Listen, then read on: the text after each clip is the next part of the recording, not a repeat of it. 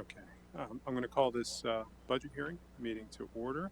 And we're waiting on Councilor Hicks. He got a little tied up. He'll be here probably shortly after the intros and public comment are complete. But I have just a few comments, and then I'll pass it off to Councilor Crampsey, our Finance Committee Chair. And but I want to start out just by recognizing, to all our public here.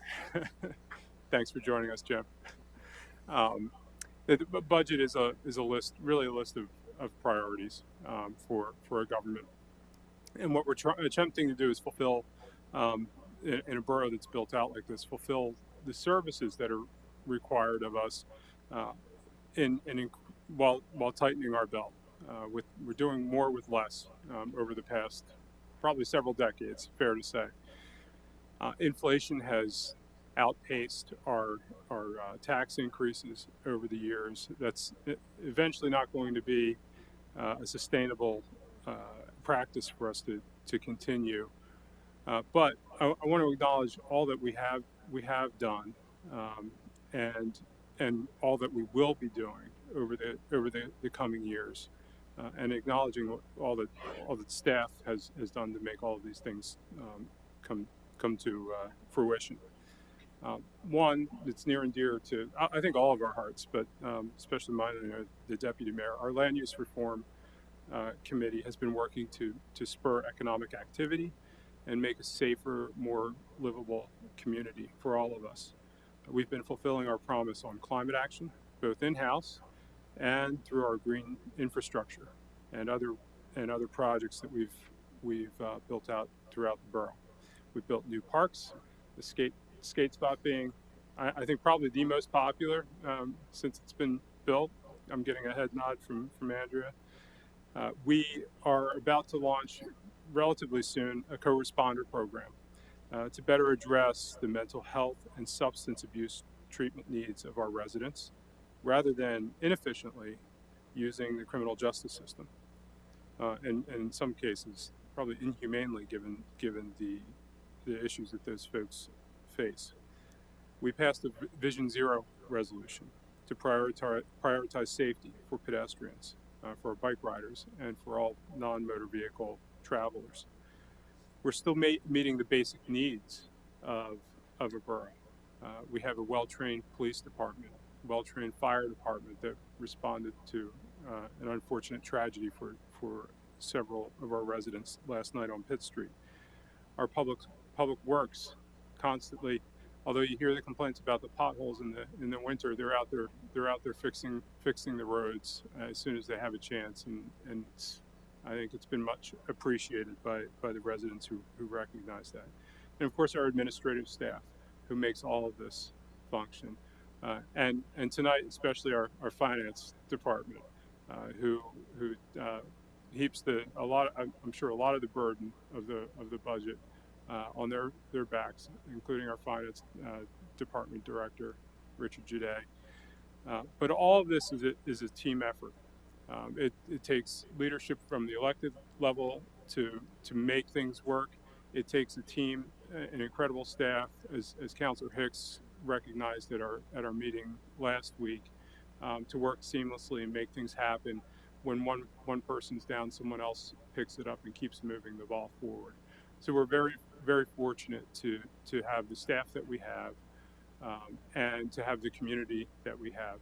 And so as we move forward and discuss these budget items, I know a lot of it's can be kind of dry, but it's critical to the functioning of our government and really to the quality of life of our community.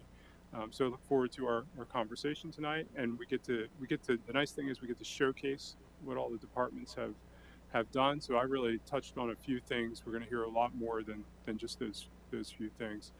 And thank you all for all the work you've done. And now I'll pass it off to Councilor Crampsey.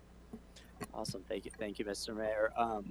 So as the mayor laid out, there's a lot of great highlights, and I'm sure we'll hear more from Richard. I just wanted to stress tonight our thanks and appreciation as council, and hopefully as our residents. This is, I know staff and department heads know and Richard, does our budget, work ever end, right? I'm sure as once the vote on this happens, you all are looking at 2025. So it isn't just a 1 or 2 night meeting. It's the work you all do every day. And we have great department heads and great workers. And I know it's not always easy to figure out, as the mayor said, where you can trim, because I think the trimming's been done for, as the mayor said, decades, as with many local governments, but you all do an amazing job. And I think this document reflects the priorities, as the mayor said, of our community. And there's a lot of good stuff in it. I don't think it'll get easier after this year. I think the next, decade is going to be a tough one for local government, but I have faith in the work that you all do. Richard, our borough manager, and everyone, who's in this room tonight. We really can't thank you enough. We as council get to do the fun part of debating and voting on, but I think after that, carrying the message to our residents that you pay for what you get, and all the investments we make are worth it. We're not, spending money on frivolous things or things that aren't going to directly benefit our community. So I'm excited to hear more, and just wanted to thank you all. Thanks. Thank you, Council Ramsey. Does the borough manager have something to share? You're on the agenda, so you better. Yes, sir. Thank you. I'll do some of the dry stuff for you. Wow. We'll go back to public comment, but you go ahead and do your introduction.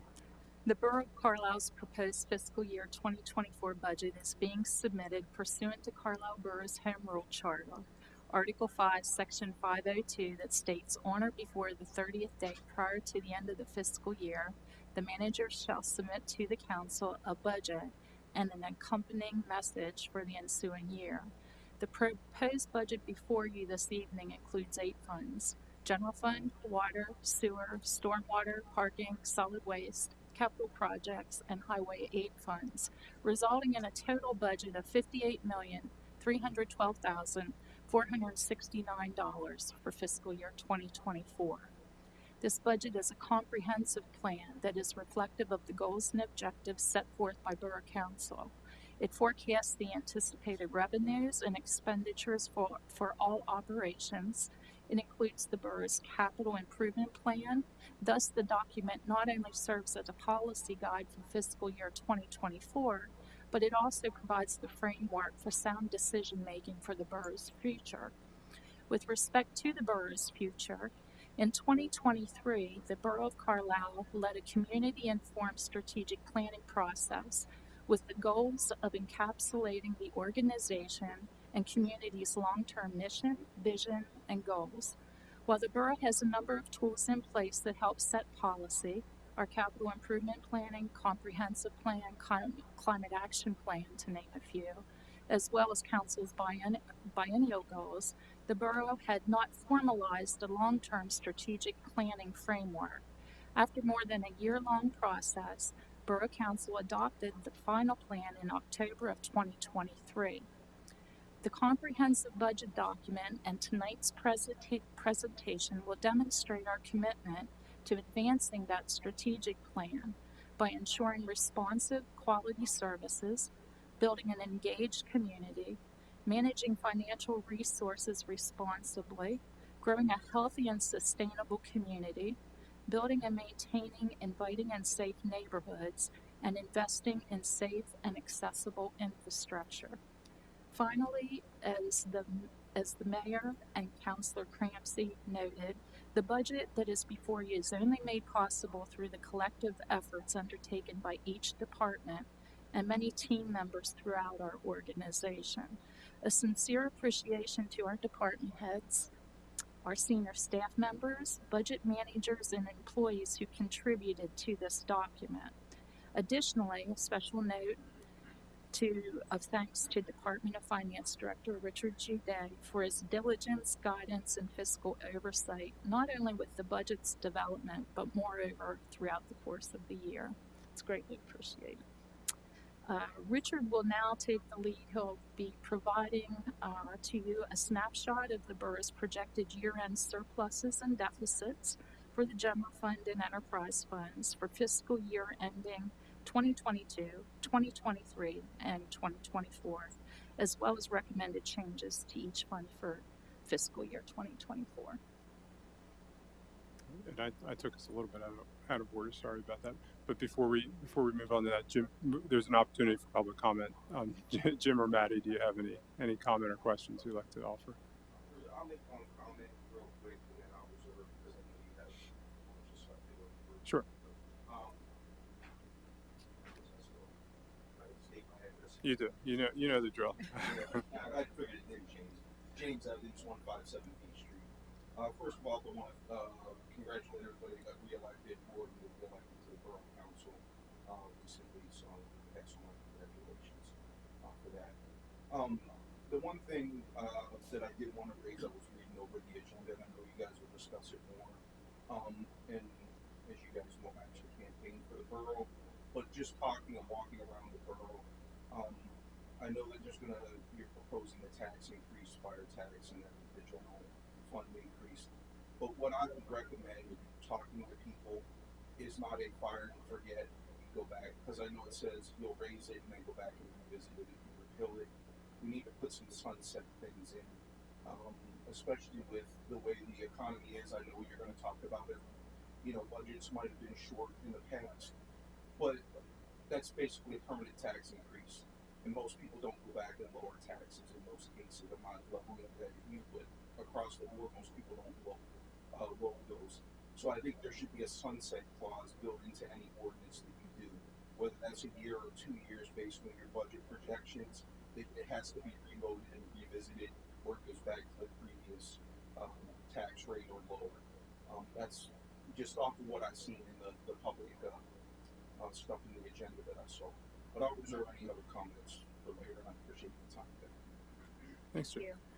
And I'll just make a comment back on that. I think one of the, and what I tried to allude to in my opening was that because the tax increases haven't even tracked with inflation. I mean, we're about 26% short of inflation over the last 10 years. More. Remind me again. Since 2010. So that we're really falling. We've been falling behind is the issue. And the way local governments their revenue sources are relatively limited, right? So we have our general property tax and our fire tax. We have our local earned income tax. We have the other sort of fees and some building fees and those other fee type sources. But as far as providing the services that are required under the general fund, it's primarily the property tax and that local earned income tax. Local earned income tax is set, and it is what it is, and it's capped by statute, and we can't do anything with that. The property tax, on the other hand, is relatively, especially in a borough, more urbanized area like this that's relatively built out, is very static. Because what happens is that's based on on your property assessment. Those assessments, even when they do the countywide reassessment like they did in 2010, doesn't affect the tax revenue.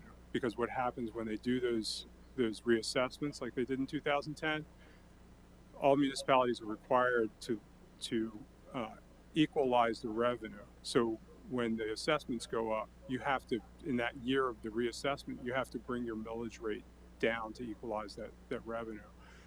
So you don't see an increase from whatever economic activity there has been to increase the property values, right? So your only opportunity is to increase the millage rate. So if you do a sunset, what you're really saying is then that we're expecting that the economics are going to change and maybe there's going to be deflation, which I don't think we've seen over any long period of time. So it's not really it's not a good practice to do that. Now, could there come a time where the cost of everything that we do, healthcare costs, just general consumer products that we need electricity and all those things that we need to fund, the roads, those costs, could those prices all come down? Maybe, probably not. And that's why you typically see, because of how static property tax is otherwise, municipalities and school districts and counties, those millage rates go up until there's that countywide reassessment, and then they come back down and they start rising again because inflation's always happening. Okay. Richard, the floor is yours. Okay. All right. So to start, we're going to take a look at this table here, the 2024 budget snapshot. And what this really is showing is our primary funds that aren't specifically capital related. It excludes our capital projects fund, which we'll get into later, and our highway aid fund, which is primarily funded through grants and is offset directly by capital. So what we're looking at here is, to start, going across the top is each of our major funds there, and right below that is our projected fund balance that we anticipate having at the end of 2023. By fund balance, I mean really it's our savings and what we have available to help fund our budgets as we move forward. Right below that, in summary, is a list of our anticipated rate changes. As was previously mentioned, the fire service tax increase is proposed to change in this budget. The water and sewer are not proposed to change, though, as we'll get into, we are undergoing a rate study. Stormwater, no rate change. Solid waste, you'll see that we propose a rate change to exactly offset the contract cost, and then no change in parking. The next thing that I'll point out, if you can go back, Stephanie, the very bottom line is our anticipated deficit in each of the funds. I want to point this out and note that none of these are operating deficits. So what that means is we intend to utilize our fund balance or our savings to complete one-time projects or pay for one-time costs. So for instance, in the general fund, we have a $189,000 deficit. What we're saying here is we're going to use some of that leftover fund balance from 2023 and pay for capital items in 2024, and so on and so forth as you go across. Now, the water and the sewer, as we'll get into later, have significant capital requirements. So the $1 million to $2 million you're seeing in each of those funds is a use of our savings to help cover some of those costs in 2024. Go to the next slide. That's just another recap of what I just said. So we'll go to the next slide. And we'll start with our general fund. We budget $15.4 million. The fund that or the budget that we're proposing before council tonight is balanced with the use of fund balance. And our general fund is our primary fund that captures anything that isn't accounted for in another fund. So all the other funds that we'll get into tonight, we've established rates to help cover the expenses of operating those funds. Everything else the borough does will fall under the general fund and is primarily funded by taxes. So in this fund, you'll see the police, the fire, the streets, parks and recreation, portions of administration, and community development. Taking a look at where we've been and where we're going. So in fiscal year 2022, we did budget for a deficit. We ended up realizing a surplus. And that's the story that you'll kind of see the last several years, especially since coming out of COVID. We've taken a strong look at our operations, and as the mayor said, doing more with less. The goal for us has been to, as you know, positions have come open, we've taken the time to evaluate them. We still budget for them, though we're not in a rush to fill them until we identify whether we really need the resources that we had, in the past, or can we do more with less now. So the reason that we're seeing some of these surpluses is we budget for what we've had, and as we make improvements or we don't fill positions, we're able to recognize surpluses. We've been particularly cautious the last several years because we anticipate if all operating was in place as expected, we would end with a deficit. In the last several years, a deficit in operating. So by, throughout the years, maintaining a watchful eye on where we can cut costs, we've accumulated some of these surpluses with the hope of reducing the amount of taxes we have to increase in the future. For fiscal year 2023, that's the same story. We anticipate, based on current projections, which were developed around the third quarter, to end with a surplus of 165,000. That may or may not happen, but that's kind of where we expect to be when we develop the budget. In fiscal year 2024, fire service tax increase is proposed. There is no proposal at this time to increase the general purpose tax, but we'll get a little bit more into detail in the coming slides. Go to the next slide. So looking forward, we did do a multi-year forecast for the general fund and the other funds, but most importantly, the general fund we want to evaluate because it is really funded by taxes. So we need to identify what resources we need in order to meet the growing costs that we have over the next 5 years. In the middle column of this table, you're going to see that we anticipate a deficit each year.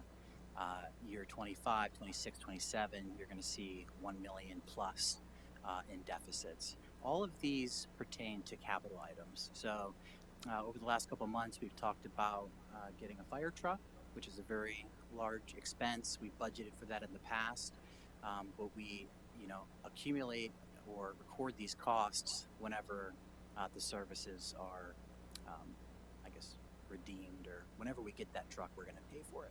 So even though we've budgeted for it in the past, that's getting pushed out to 25, as well as many other capital items that are coming up that we need to fund. So in the budget for 2024, we have that fire tax increase, and even having that, it's showing that in the next 5 years, we're going to see continued use of fund balance. That column all the way to the right is our fund balance at what we anticipate in year 2024 and where we expect to be in 2028, assuming no changes to programming from the year 2024. So this chart here is the general fund revenue. We wanted to point this out because it really shows where our financing comes from. The largest portion is our real property taxes, and then the remainder comes from those other sources there. Transfers in represents shared costs from other funds. So an example would be the Department of Administration, the Department of Finance. We perform services for all of our funds, but we're primarily held in the general fund. So each fund that we, administer will contribute to the general fund to cover parts of our costs. So transfers in is a large revenue source that we count on. And then other local taxes, the earned income tax, the local services tax is that third,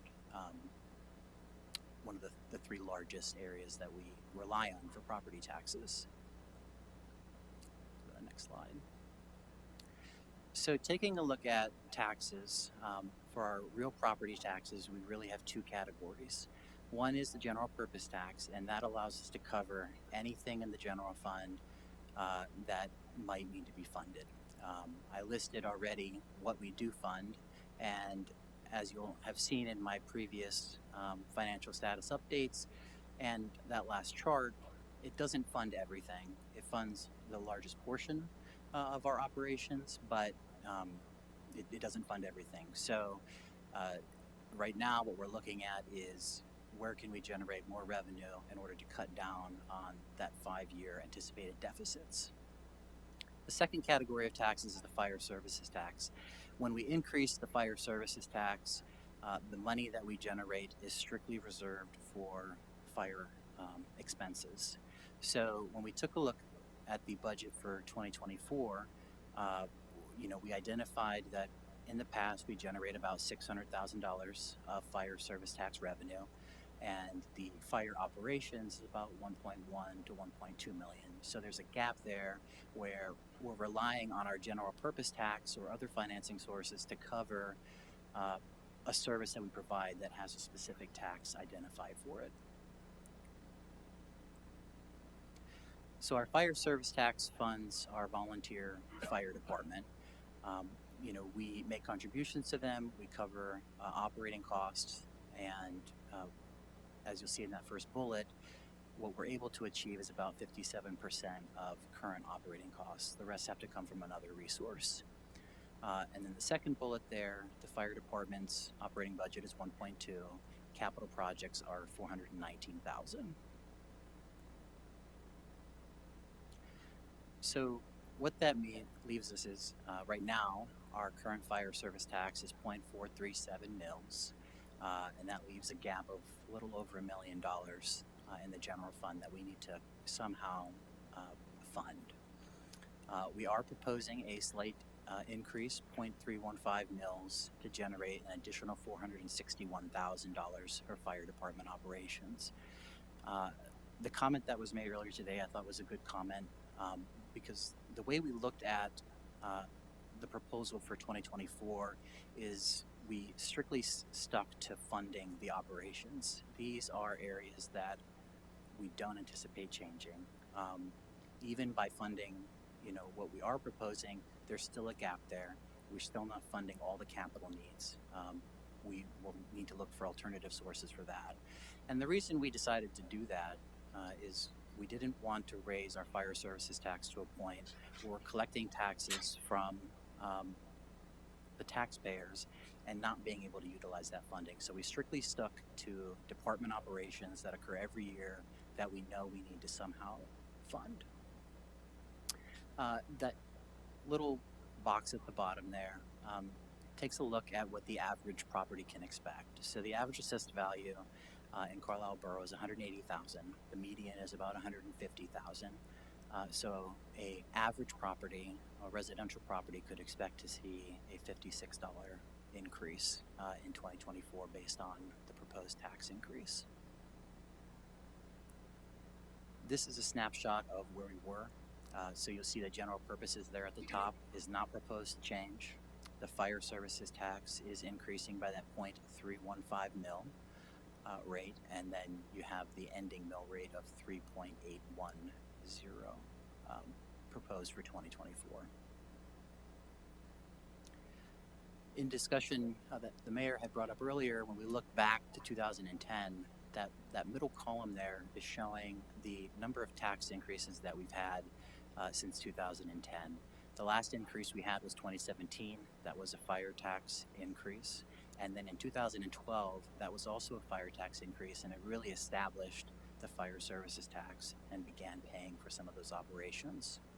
So that's about it'll be 7 years in 2024 since we last have changed the tax rate.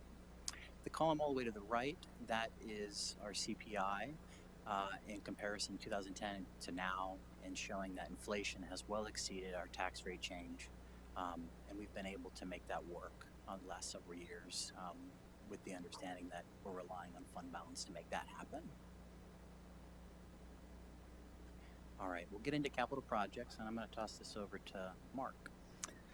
All right, so these are the capital projects that we have identified for fiscal year 2024, amounting to approximately $7.8 million.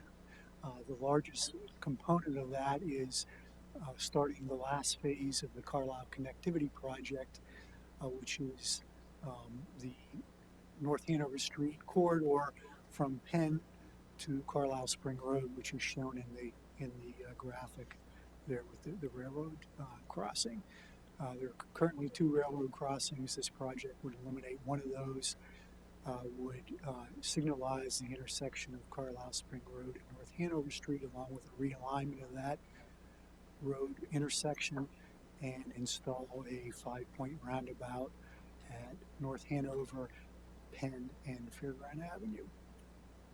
That project expenses expected for next year is about half of the total amount listed for next year's funding. That's expected to be a 2-year project starting hopefully early next year.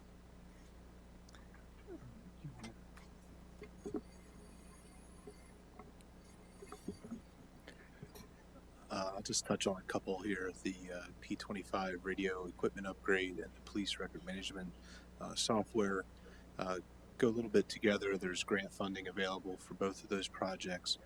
The radio equipment upgrade's been led by Cumberland County and have identified upgrade and costs that's needed there to have our radios be compatible with the new system.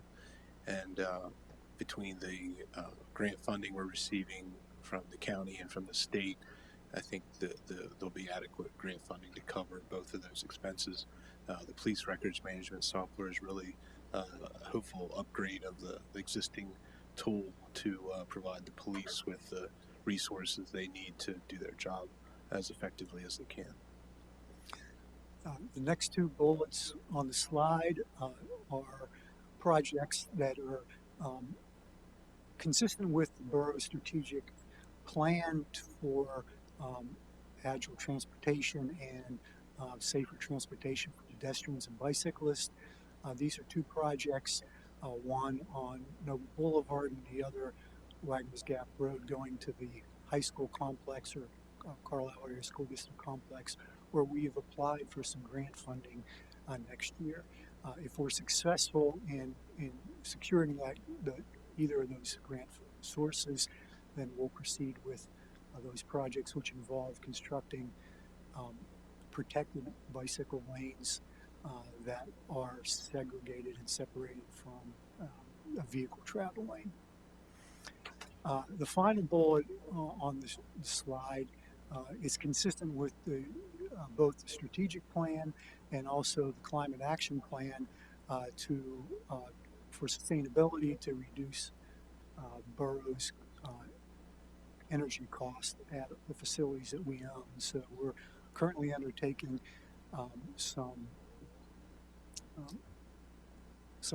energy audits of our facilities, and we've included some funding for next year to implement some recommendations from those energy audits for borough facilities. Hey, Stephanie, I hate to put you on the spot, but could we go back to the table that shows the deficits over the next 5 years?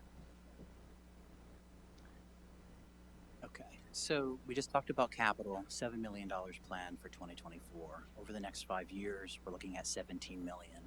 And what's important to consider, this shows our 0.315 mil increase for the fire service tax that we have planned for 2024. We need to be mindful of how we're going to fund the rest of this. One of the considerations that we thought about as we developed this budget is a multi-phased adoption of tax increases, with adopting the fire tax increase this year, and then looking at possibly identifying a general purpose tax increase or some other tax to help cover costs, to help lower some of these deficits that we're seeing. So I think it's important that even though we're talking about the 2024 budget, that we're mindful that these large numbers aren't going away, and we need to ensure that we are looking at other avenues and possible tax increases in order to achieve the funding of these projects. All right, let's go back to the very last one. I just want to add thank you very much for this new feature in the budget. It's very, very useful looking ahead. I appreciate the setting that up. Just a quick question. Is any inflation included or fixed in any out years assumed in the numbers we just saw? Right. We do budget for some inflation. We follow the same modeling that we obtained when we did our water and sewer rate study. We've maintained the same process of developing out and projecting out. Okay, thank you. So just in summary, for the general fund, we are proposing a fire service tax increase, and then also planning to utilize fund balance to help close the gap in 2024. So we'll move into the water fund unless there are any questions right now on the general fund. Okay. All right, our water fund, we have 13.6 million budgeted. Looking back to fiscal year 2022, we had a surplus of 866,000, where our revenues exceeded our expenses. Fiscal year 2023 projections show that we anticipate that our expenses will exceed revenues by 457,000. So the surplus that we recognized in 2022 was set aside for funding our extensive capital plan. And then the anticipated losses experienced in 2023 is recognizing use of our fund balance to cover our capital needs for 2023. In 2024, we don't have a rate increase proposed in our budget. We are planning to utilize fund balance to close the gap for 2024. Go to the next slide. But what I will point out is that at the start of the fourth quarter, we entered into an agreement to perform a rate study to help identify where our rates need to be in order to cover future costs, future debt service payments, etc. We last had a rate study done in 2018. The water and sewer have extensive infrastructure improvements needed, so we regularly need to evaluate these to ensure that our rates are at such a level that we can finance those. In 2024, we anticipate having I think it's $2 million deficit. All of that is allocated towards capital expenses, which Mark will get into. When we look at fund balance for 2024, we will be meeting Borough Council's goal, but when we project out to 2028, we're actually at a loss. We're well below using up all of our savings. So that would be the reason for the rate study that we're undergoing, so that we can avoid, depleting our fund balance reserves. As far as capital projects for next year, they're extensive, and they're primarily driven by regulation to a certain extent, and also the age of our infrastructure. The $8.5 million is budgeted for next year. The first bullet we talked about at the November workshop meeting, which is the project needed to remove PFAS, also known as the forever chemical, from our raw water supply. We are currently meeting DEP regulations, but anticipate that we will not be able to meet proposed federal regulations on that particular substance. The other two bullets there are addressing our aged infrastructure. Our Ridge Street water storage tank was built in 1931. It's now over 90 years old. It's well outpaced its expected life, and we've included in the budget for next year funds to do design, permitting, and bidding to replace that tank with a new, larger tank. We are also proposing to continue our program to rehabilitate our water distribution system, replacing 1 to 2 miles of pipeline per year. We have about 90 miles of pipe. Pipeline if it lasts 100 years, then we're replacing approximately 1 mile of pipeline per year.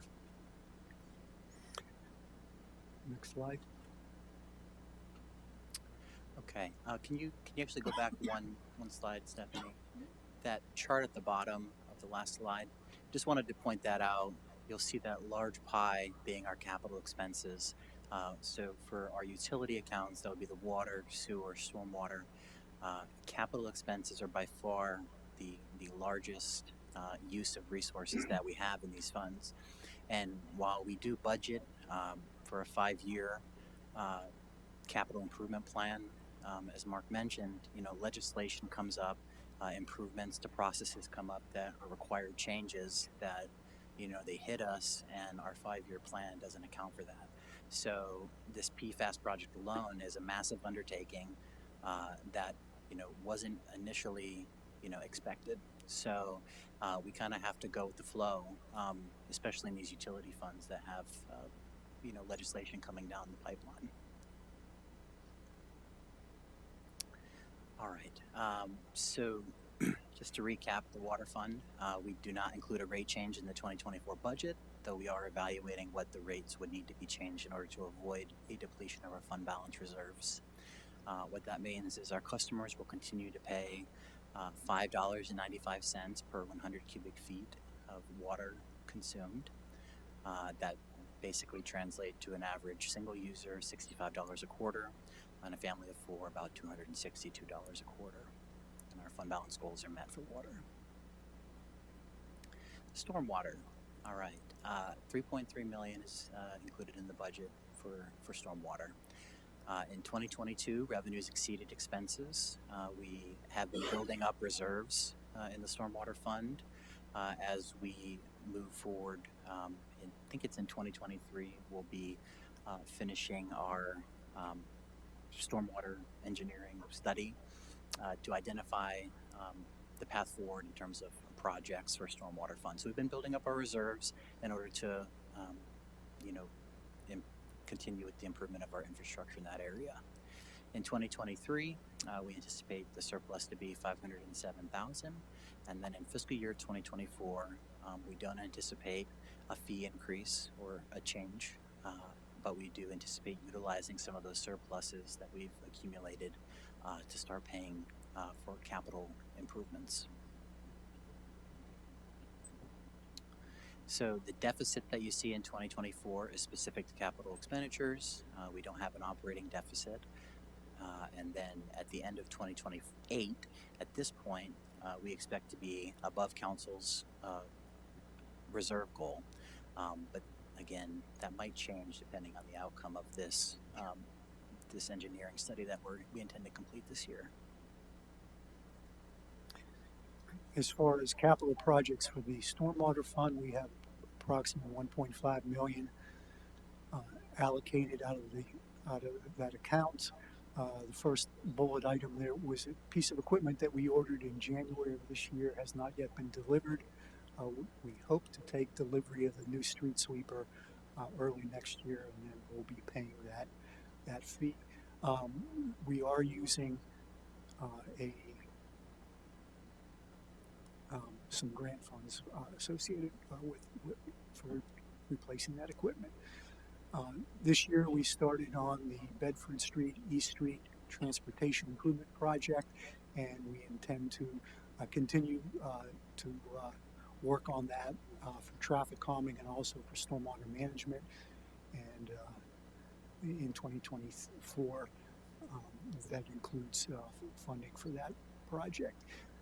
The other component of the stormwater, besides just operation and maintenance and various improvements, is the requirement of our operating permit, our NPDES permit, to reduce the amount of nitrogen and phosphorus and sediment that we discharge into the Chesapeake Bay. And one of the projects that we identified for next year to undertake related to that responsibility is doing some stabilization of the Biddle Mission Park stream bank to prevent erosion of that bank towards Spring Run.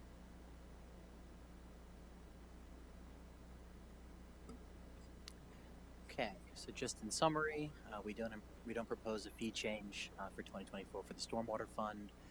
We will utilize fund balance to cover some capital items that we have planned, and then after the engineering study is complete, we'll do another forecast looking out at what sort of fees would need to be in place, if any changes are needed, to cover those costs.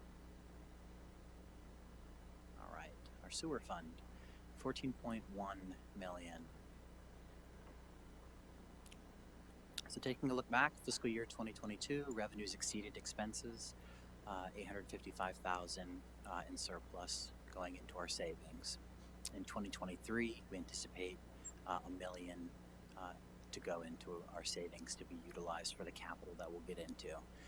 And then in 2024, no rate increases proposed. We will utilize fund balance, and then we will go to the next slide, Stephanie.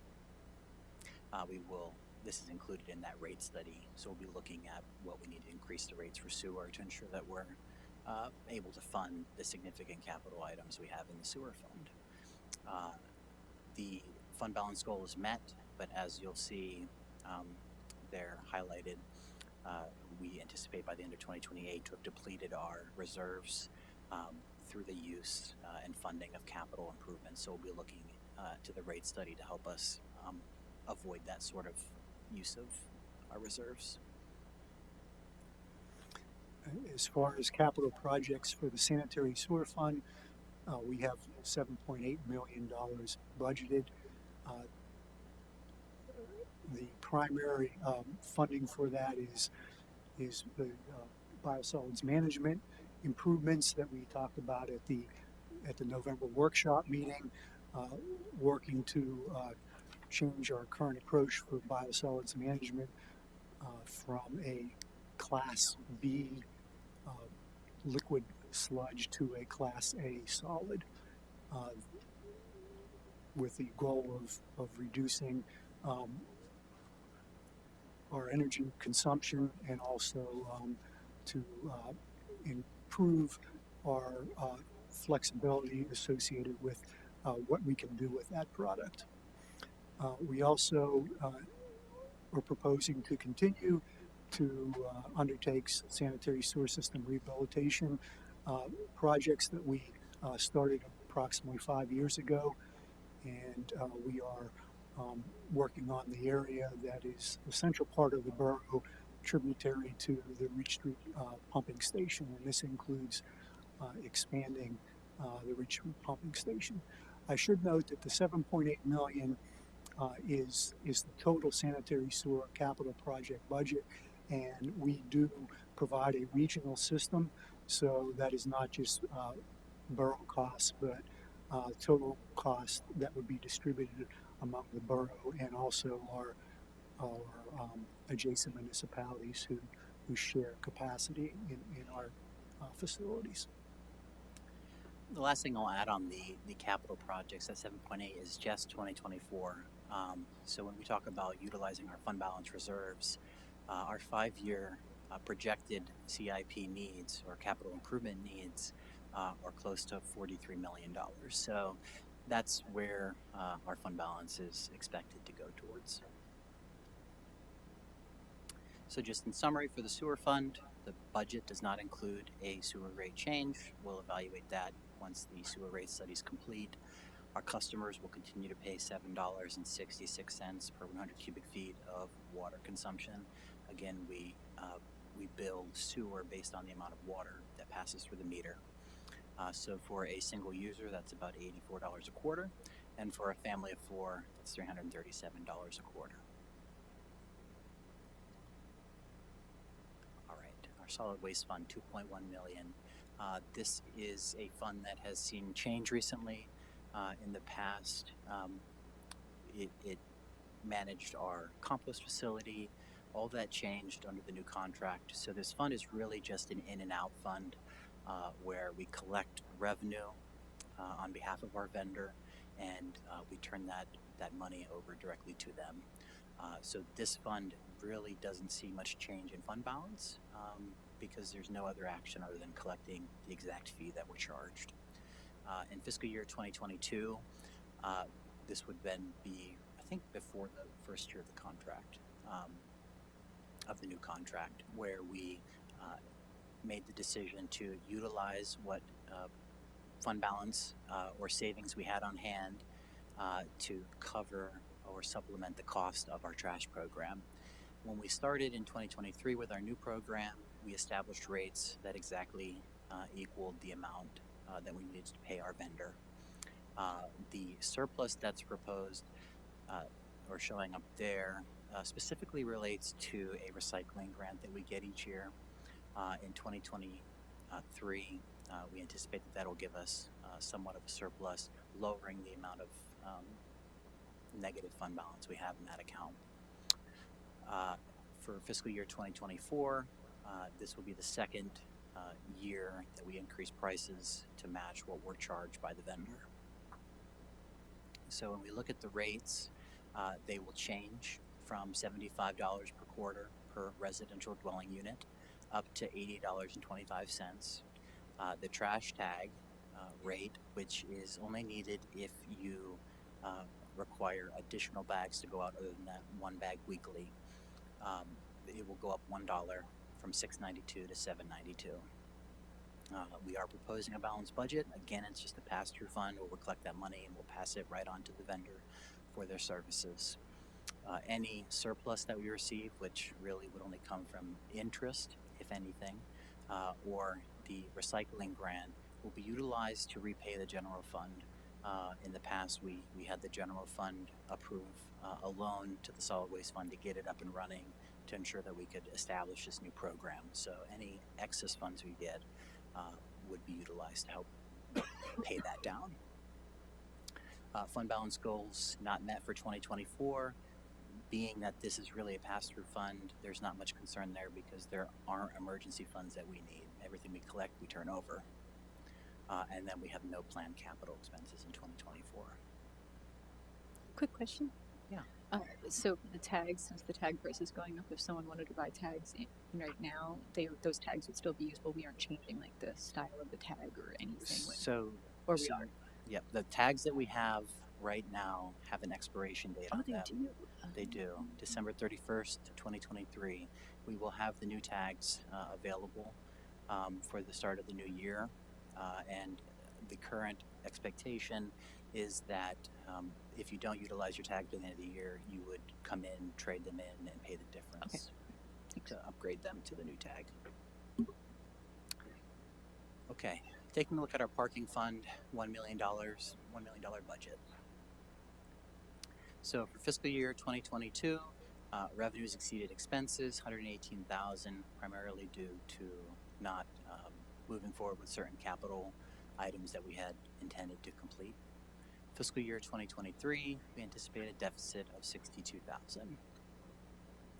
Fiscal year 2024, we aren't proposing to change meter rates. We will utilize fund balance to cover capital needs.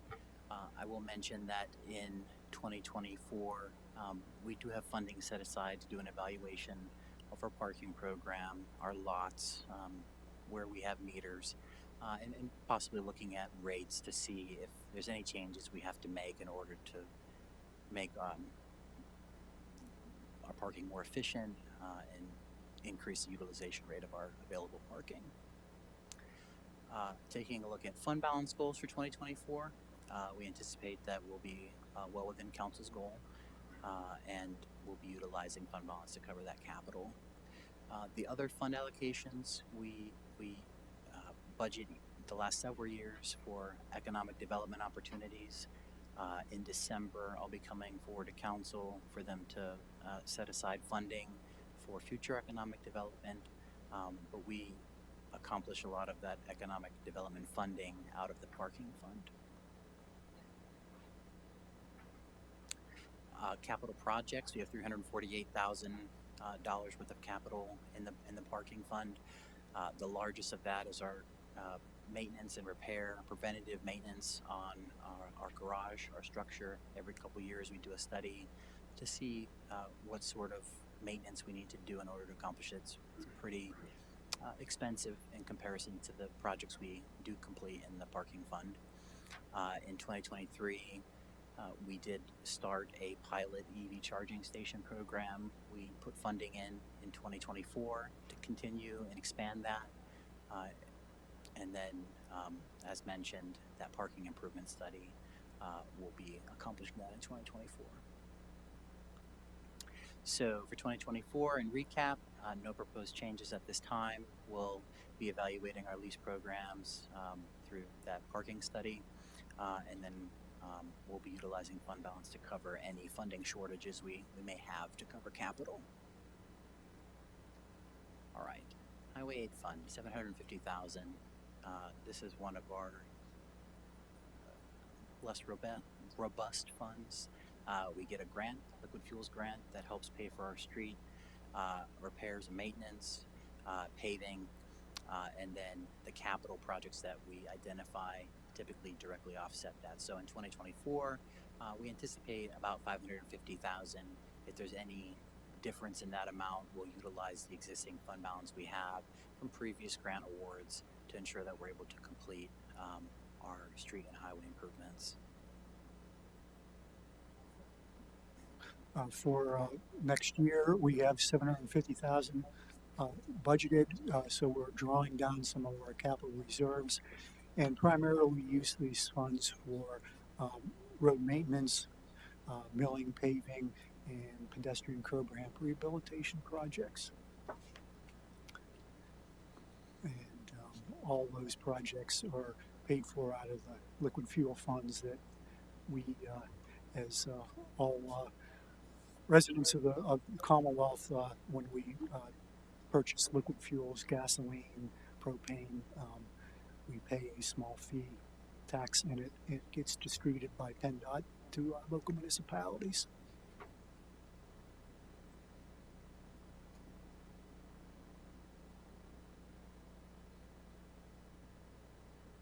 Okay, now we're ready for department head highlights. So each department head, this is their opportunity annually to provide to you just some of the highlights of accomplishments this past year, as well as goals for next. So we're going to start with Andrea Kraus, Director of Parks and Rec. Okay, Parks and Recreation. This is a picture of our recreation assistant, Xavier Kellum. Okay, so we've had a number of accomplishments in 2023. The Fairground Avenue Linear Park, as you know, the mayor talked about earlier, the skate spot opened in February of 2023. The park on Lot D, it hasn't been opened yet. The NPDES permit has to be lifted, and from my understanding, it needs the grass needs to grow to about 70% coverage, and so we can open that. We also have some outstanding punch list items that our general contractor has to finish. Things like cracks in the port in place, a communications board, some things with the play equipment that need to be completed. That might have to be completed in spring. And then the DCNR, we have a grant. We have several grants for that for that park project, but the DCNR final inspection of the project will take place in early December. Another accomplishment is Fort Latour, which most of everybody knows about, but that the Fort Latour opened in October of 2023, and the playground will continue to be maintained by Parks and Rec, and it should last several decades. Another accomplishment is that we've had increased collaboration with other departments through our lawn mowing being moved to in-house operations, and our park maintainers are now under Public Works. We also worked with DG Foundations, which is a minority-owned daycare. They opened just last Monday, November 6th. They're state licensed, and they are now operating on the second floor of the community center. We worked with the Carlisle Area Pickleball Association we developed an agreement with them to collaborate, and we collaborated with them to install 4 dedicated pickleball courts at Latour Park in place of one of the tennis courts. And then another accomplishment that I wanted to talk about is several of our staff members have improved their skills in helping the borough. Kelsey Paul had obtained her certified park and recreation professional license. Ann Mitzel, who's our pool and recreation manager, obtained her Department of Ag Coring Category 24 license for pool chemical applications, and Marlon Swarner became licensed with the Department of Ag for park and pool spraying.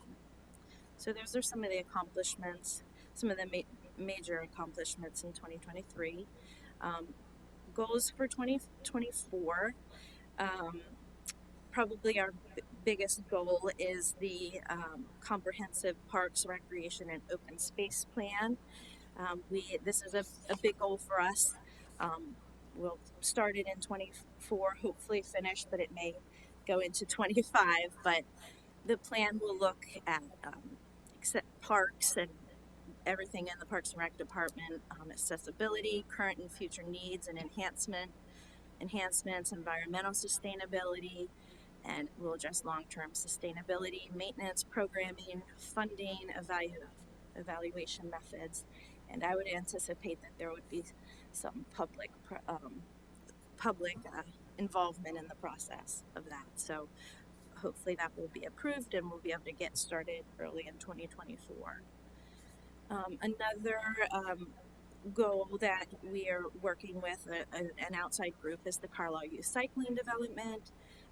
They already started the project and they're clearing some space at Valley Meadows Park in the northeast corner, and they're clearing for a pump track. They started last week and they expect the project to be done in March of 2024.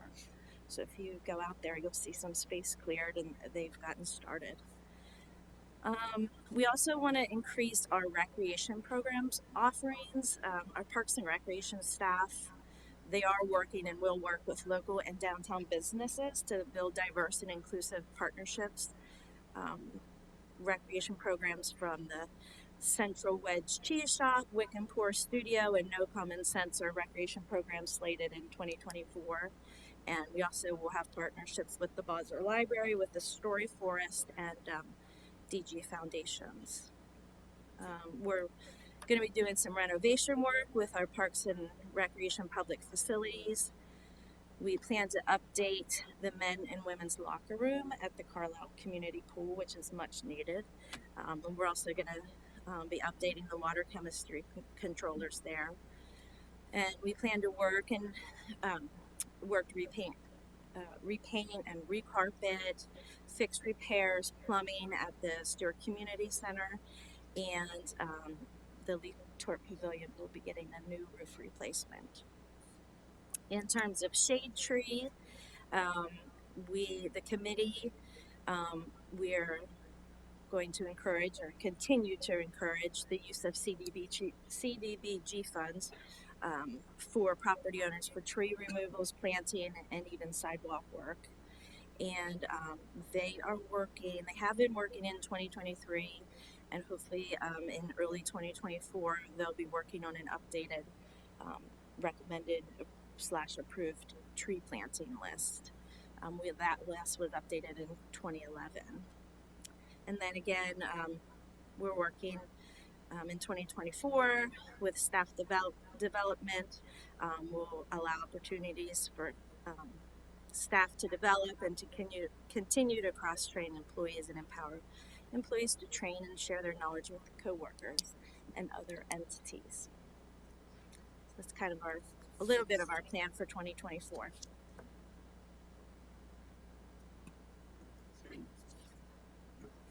Okay.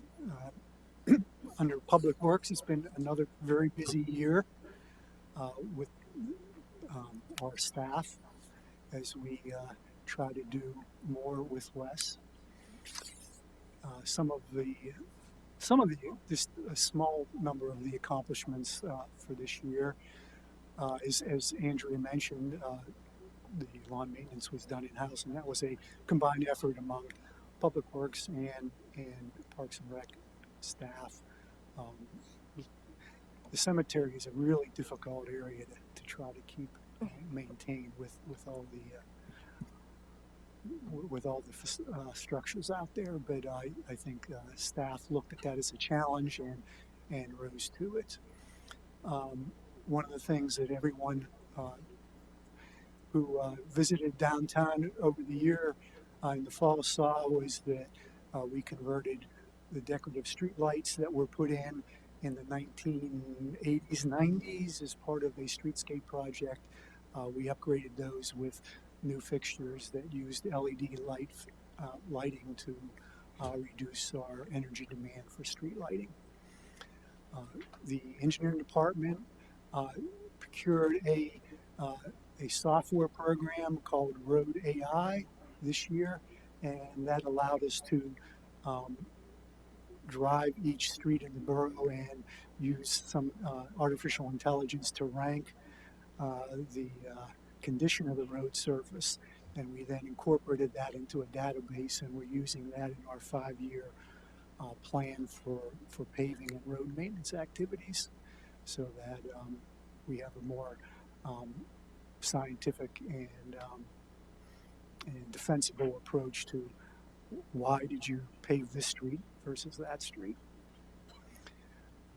We also did some work in conjunction with Carlisle Area School District to expand the school zone along Wagner's Gap Road. And we replaced the signage there, and also Your Speed Is signs that come up with radar detection. And we also established a school zone on Clay Street in front of Hamilton Elementary School. Next slide. This year we were able to resurface 5.5 miles of streets. There's 69 miles of streets that we own in the borough, and we typically do about 2 miles of streets per year using liquid fuel funds. We upped that this year, and we also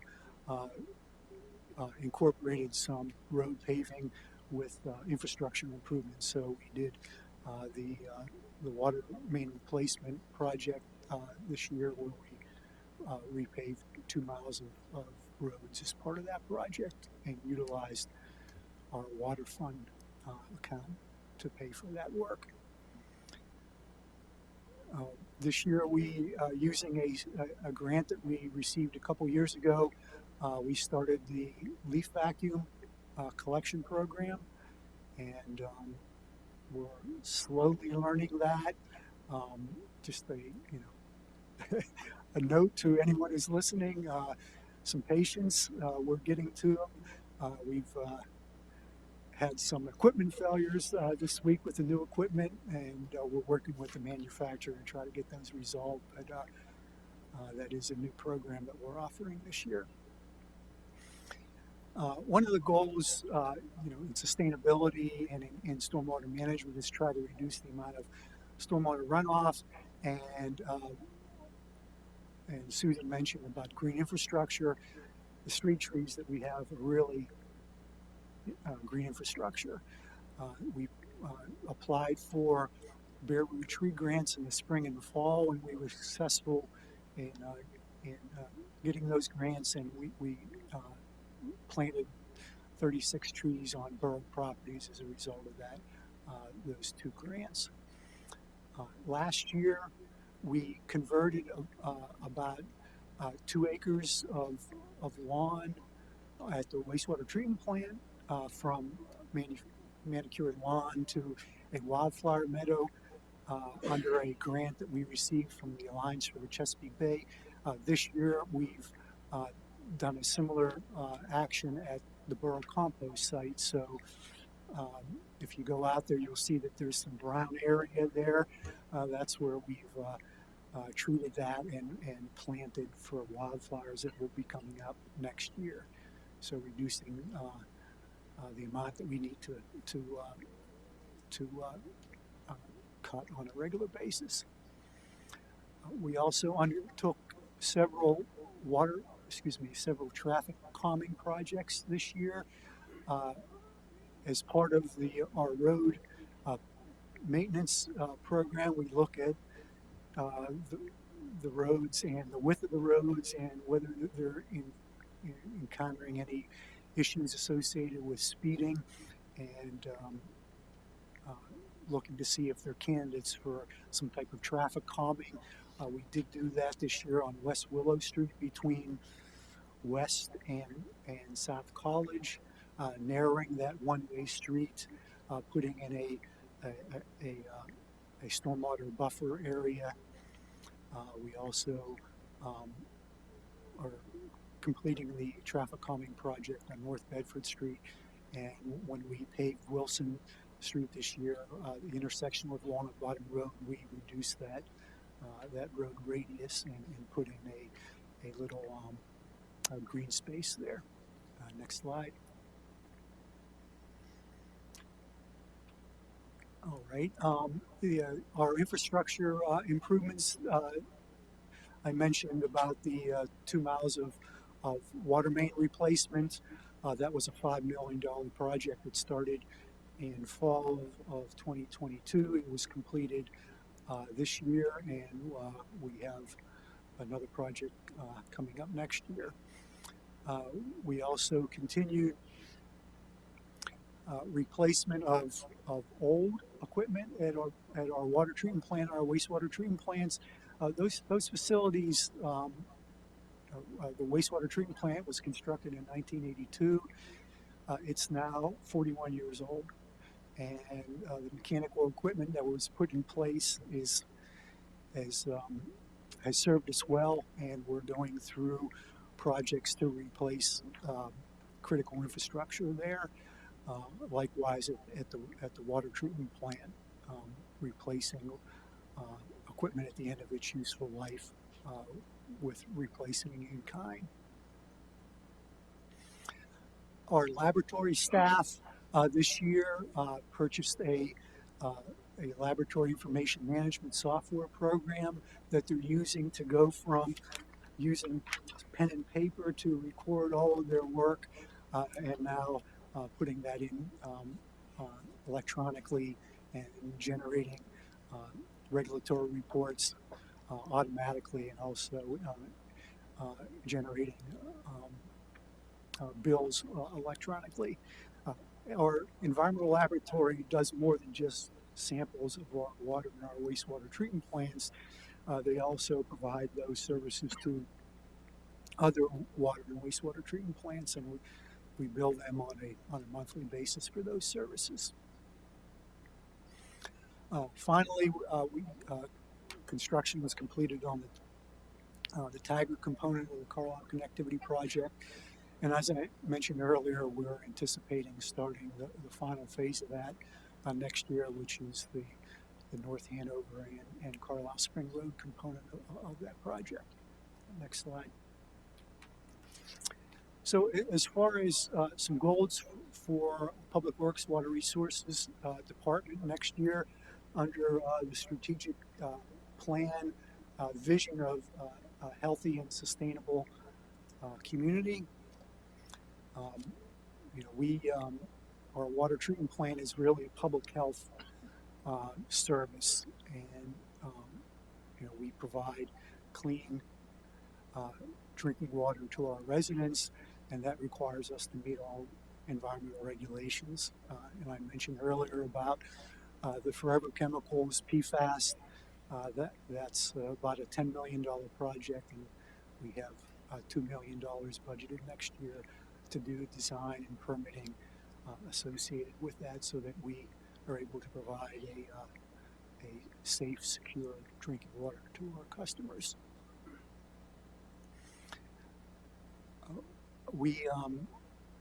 This past year, we worked with South Middleton Township, who's one of our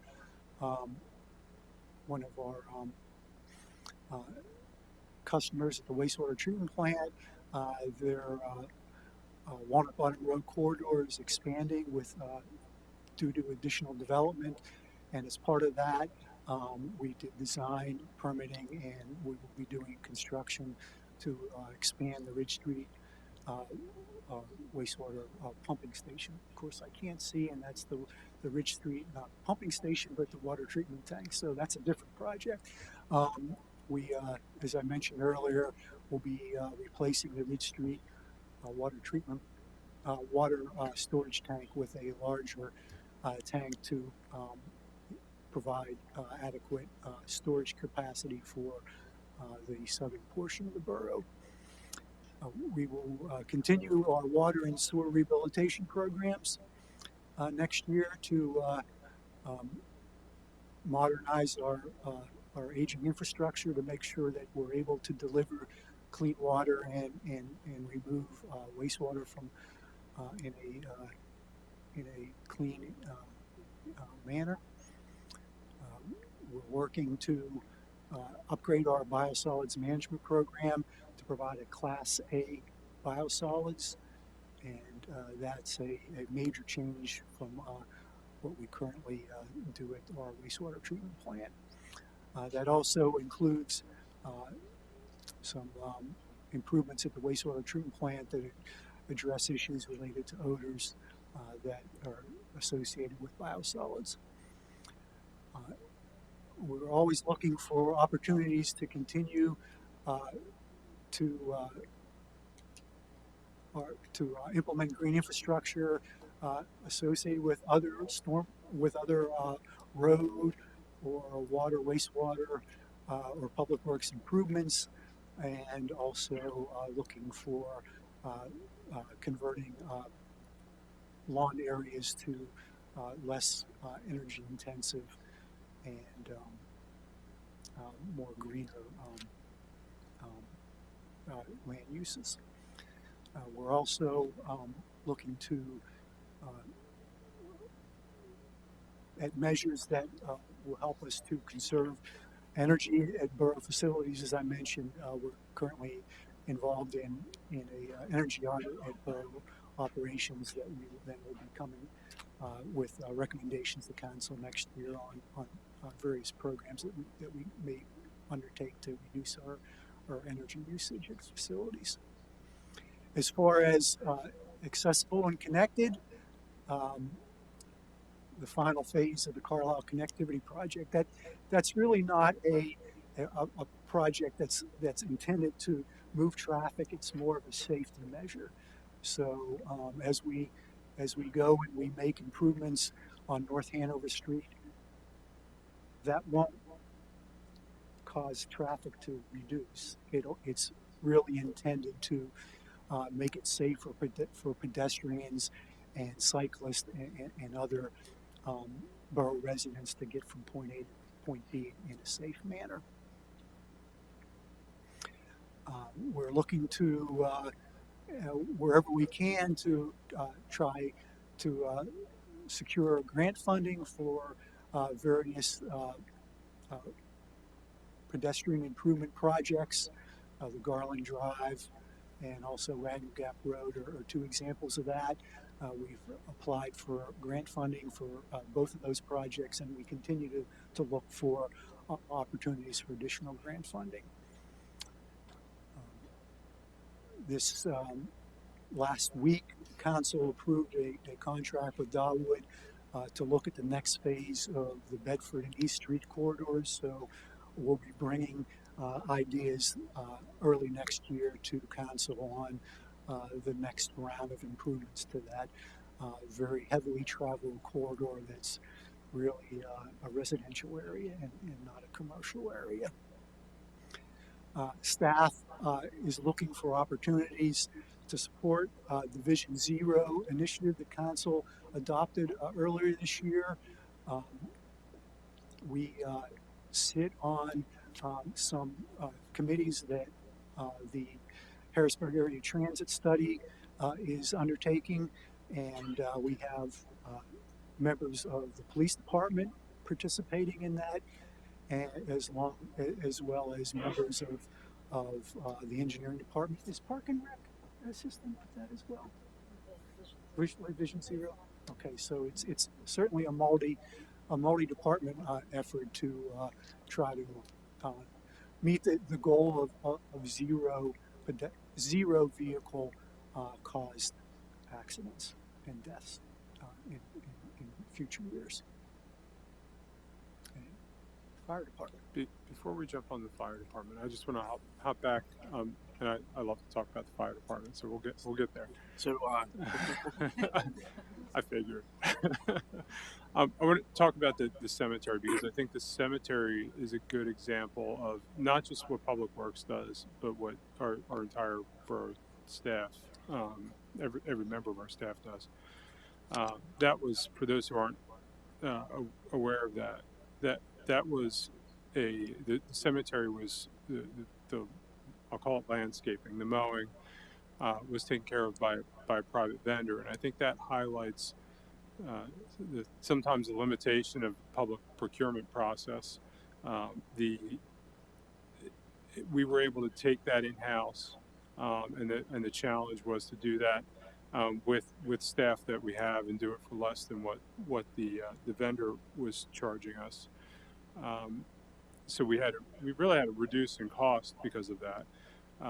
The public procurement process, we were stuck with the vendor that bid, the only vendor that bid in that case, and nothing against that vendor. I mean, there are challenges there, but we had Vietnam veterans out in that cemetery on a very frequent basis. They were sort of the voluntary caretakers of that cemetery, and they would put flag posts in the appropriate at the appropriate grave markers with flags in place, and there was damage that was occurring. And when we heard that from them, and Susan especially, took the initiative to go out there and see what we could do to make it better. And we wound up taking it in house. And I think it shows the difference between, and not that all of our vendors are like this, but the real care that our borough staff has for every aspect of this borough, because it's night and day from what we had before to what we have now. It's just incredible now. And again, we're going to keep thanking staff all through the night, and hopefully we get all through the year. But it's another example of how all of you really make a difference every day in this borough. So with that, we'll jump to the fire department. I want to take a moment to just recognize those families that were displaced last night, and keep our thoughts with them. I know they're getting some services through the Red Cross and other agencies, but Chief, you can take this wherever you want to take it. If you want to even talk a little bit about that last night, I'll give you the opportunity to do that. Yeah, absolutely. Thank you. Last night turned out to be what we run into frequently. When you have, but what's typically bad there when you have multi-family dwellings, especially road fires, are difficult to fight because they're common attics, a lot of common area walls, things like that. It was cold. One of the first cold nights we had. Families, mobile families displaced. The fire department stepped up, community stepped up, Red Cross stepped up to try to do what we can to house those folks. And they still have many challenges, a lot of challenges ahead of them. No one's going back to those homes anytime soon. So, I think it's just like when we respond to something, we go, we do our investigation, we're done. For those folks, that lasts a lifetime, but immediately you have a year or two of recovery to get your life back together. The one fire victim, I was talking to her, she was very emotional. We lost her driver's license, the basic things that we use every day, and it's hard for those folks to get back on their feet again. So we need to keep them in our thoughts and prayers, and support them any way we can as a municipality. One thing that we do here when we talk about public outreach is that it's a simple thing. We provide the property owners or families with a pamphlet with what to do after a fire, what resources to go to, call insurance companies about how to restore your things, how to retrieve certain things that are missing. So we provide that small resource, and people are grateful for it. And it's just a small piece of paper that means a lot to people in a desperate time. So, but we're fortunate we had good support from mutual aid partners last night. Police department helped do some evacuation of some residents before our arrival. EMS folks, everybody. It's just not the Carlisle Fire Department. It's a joint effort from everybody when we respond. So for some of our accomplishments for the year, as we talked about public outreach, we knew we were going into a year really without any COVID restrictions. We knew we were going to be busy. By October, I was scrambling for supplies. I was out looking for things to take care of our schools, daycares, and a lot of the things that we do. One of the things that we have been doing a lot of, or we're starting to do a little bit more of, especially in my role as emergency management, is reaching out to also businesses as well. Help them with emergency response plans, evacuation plans, help guide them on what to do on particular type of emergencies. And some of those is coordinate with the police department too on things that may be more under their realm of expertise. So we're doing a lot more of that. And of last quarter of this year, and we're working the next year, especially in the daytime, getting the folks out and our paid staff that's there into different businesses to do tours, do what we call building surveys of structures, so that we have information. So when we respond to the facility, we know where everything's at and what's going on. That's been very helpful with it. In our Knox Box program, we inspected probably up to 100 Knox boxes installed, new Knox boxes. What that does, that gives us access to buildings relatively quick when we go there for fire alarms or non-urgent type emergencies where we can respond and give a quick response. And we putting all this information on our electronic devices on our iPads from the fire apparatus and chief command vehicle. So that's helped out really well. One of the needs we looked at last year was some provide leadership training. We just completed, 10 of our members completed a what's called an Inspector 1 class. It enables those individuals to walk into a building, actually can do a fire inspection, but actually we can go in here and look at a building. We go in, recognize a hazard or identify a hazard, provide that information. They may provide to me or I'll provide to the codes department. And then we can go and correct that codes, or if we see something, we can talk to the property managers, facility managers to correct those issues, and provides a good public safety tool. So we're doing a lot this year with just advanced leadership training. We're involved with the capital city or capital area recruitment effort. I believe it's 33 departments or so that are involved within Dauphin, Cumberland area, West Shore area. We're not bringing in the numbers that we were hoping to, but what it does give to us is a mechanism to provide training to the members that we do take in. It provides physicals for the members that we take in, and provides for a percentage of their protective clothing that they take in, which is it's a benefit for us. It's cost saving for the borough and for the fire departments, but it's a tool to bring folks on board. We're maintaining good, positive relationships with our mutual aid partners. At one time in the fire service, it was just Carlisle Borough took care of Carlisle Borough. The townships took care of themselves. But today, it's all about we. We can't do anything that we do without someone else. They can't do things without us. It doesn't matter if it's training. I share policies with other municipalities, and I steal stuff from other municipalities so that we're operating on the same page. I work several times throughout the year. I'm going to try to do it here by the end of the year, first next year, meet with municipal chiefs around us, let them know that what we have going on, and kind of share those resources so that we're not all trying to duplicate services, duplicate policies, use each other's resources. One of the things that I've been encouraging them to do is to, if they hear a major incident in Carlisle Borough, to respond in. And I responded out when I'm here, out to calls out to the township, provide some type of fireground support, incident support to their staff as well. Knowing that we're all short staffed, that if we can help each other out, it's a benefit for everybody. With the investment that you made earlier this year for the new rescue pumper, and we do appreciate what the council and the citizens of Carlisle have done to give us that opportunity. Just to note that when we're talking about budgets, increases of costs, and so forth, when I came on as fire chief, I think at our first budget meeting, the cost of that pumper we estimated around $650,000. Today, we approved that pumper at $1.1 million. The ladder truck that you bought in 2018 was $1.1 million. That same ladder truck today is $2.3 million. So just to give you a perspective of the cost, and buying this combination pumper, knowing that we can't staff that other pumper no longer, it gives us benefit of putting our resources on one particular vehicle, and that we'll be able to have significant cost savings down the road of not replacing another $1 million pumper, the equipment and maintenance that goes with it. So that's helpful as well, and that we do still maintain a rescue vehicle that we have in the borough, but this gives the opportunity when we're out and another rescue call comes in, we can handle that basic call.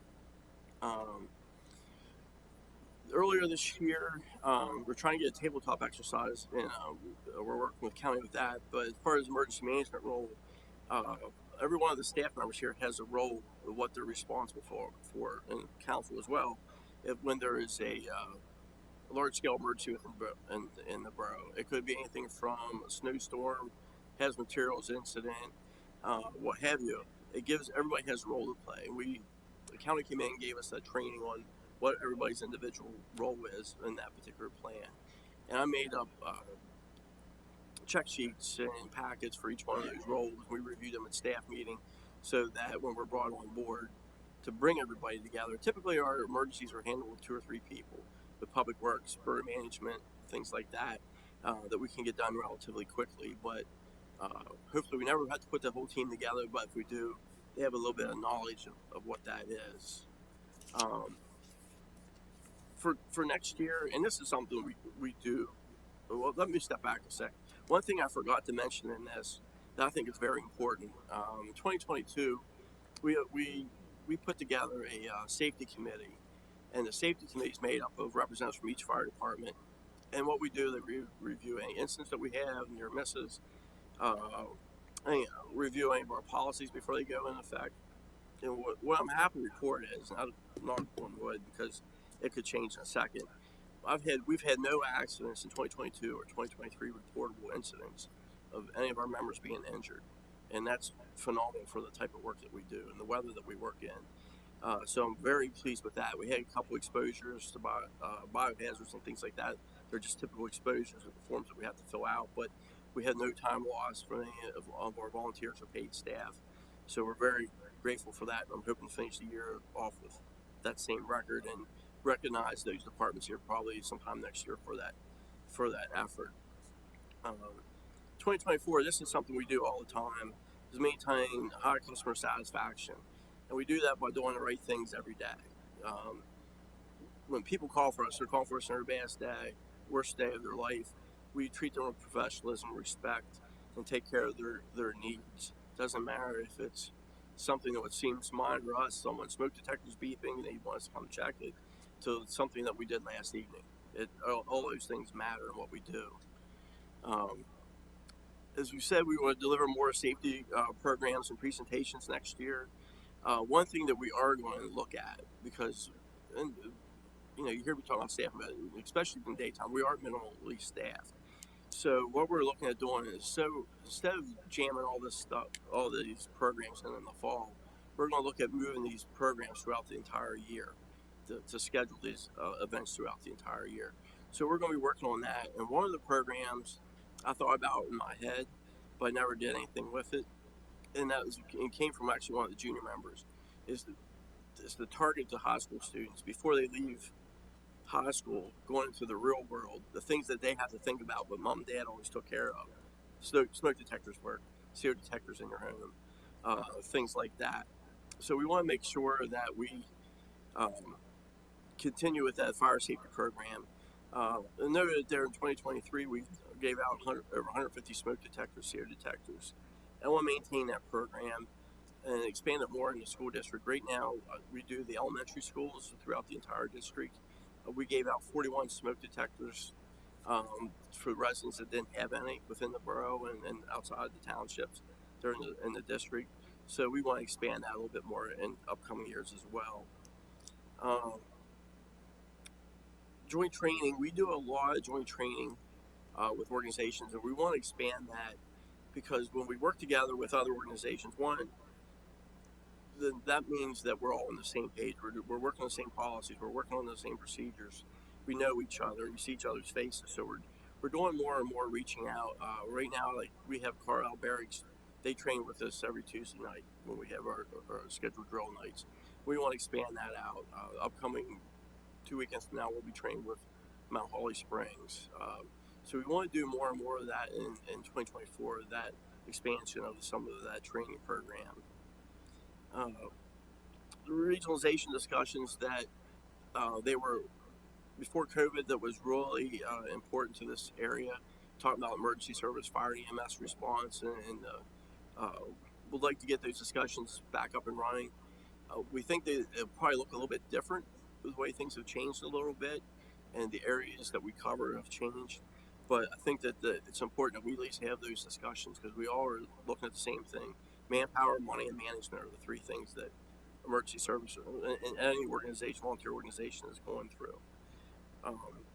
With our continuing operational administrative officer development, right now most of our officers, a lot of our senior officers are in like 15 to 20 year time frame that they've been here with us. Their time is not going to be here forever. So we're looking at developing the members that are here now, the officers are here now, into moving into more senior leadership roles. One thing I'm working on developing right now is called it's an officer leadership manual, just on the basic things that we take for granted every day. We want to provide to those folks so they have a guide to success in the lead. And I thought about something last night after I left the incident, just the small flip charts of what we do on our small, or things that I already know, but someone that may be in charge that may not know, and help develop them, not just for the operational side, but the administrative side of the fire department. And heard mention about Ellen mentioned about the P25 radio system. It looks like that will be going in service in 2025 now, in the summer of 2025. But one of the other things that we're going to have to change as well is our paging system, how we're alerted. Pagers that we wear in our belts to beep and make all the noises lets us know when there's an emergency. They'll also be a part of that transitional change, and our station alerting systems will also change through all that as well. So, for the fire side, it's going to be an extra step of how we respond, how we get alerted, how we communicate. Will be changing in 2024, 2025 as well. So, that's all.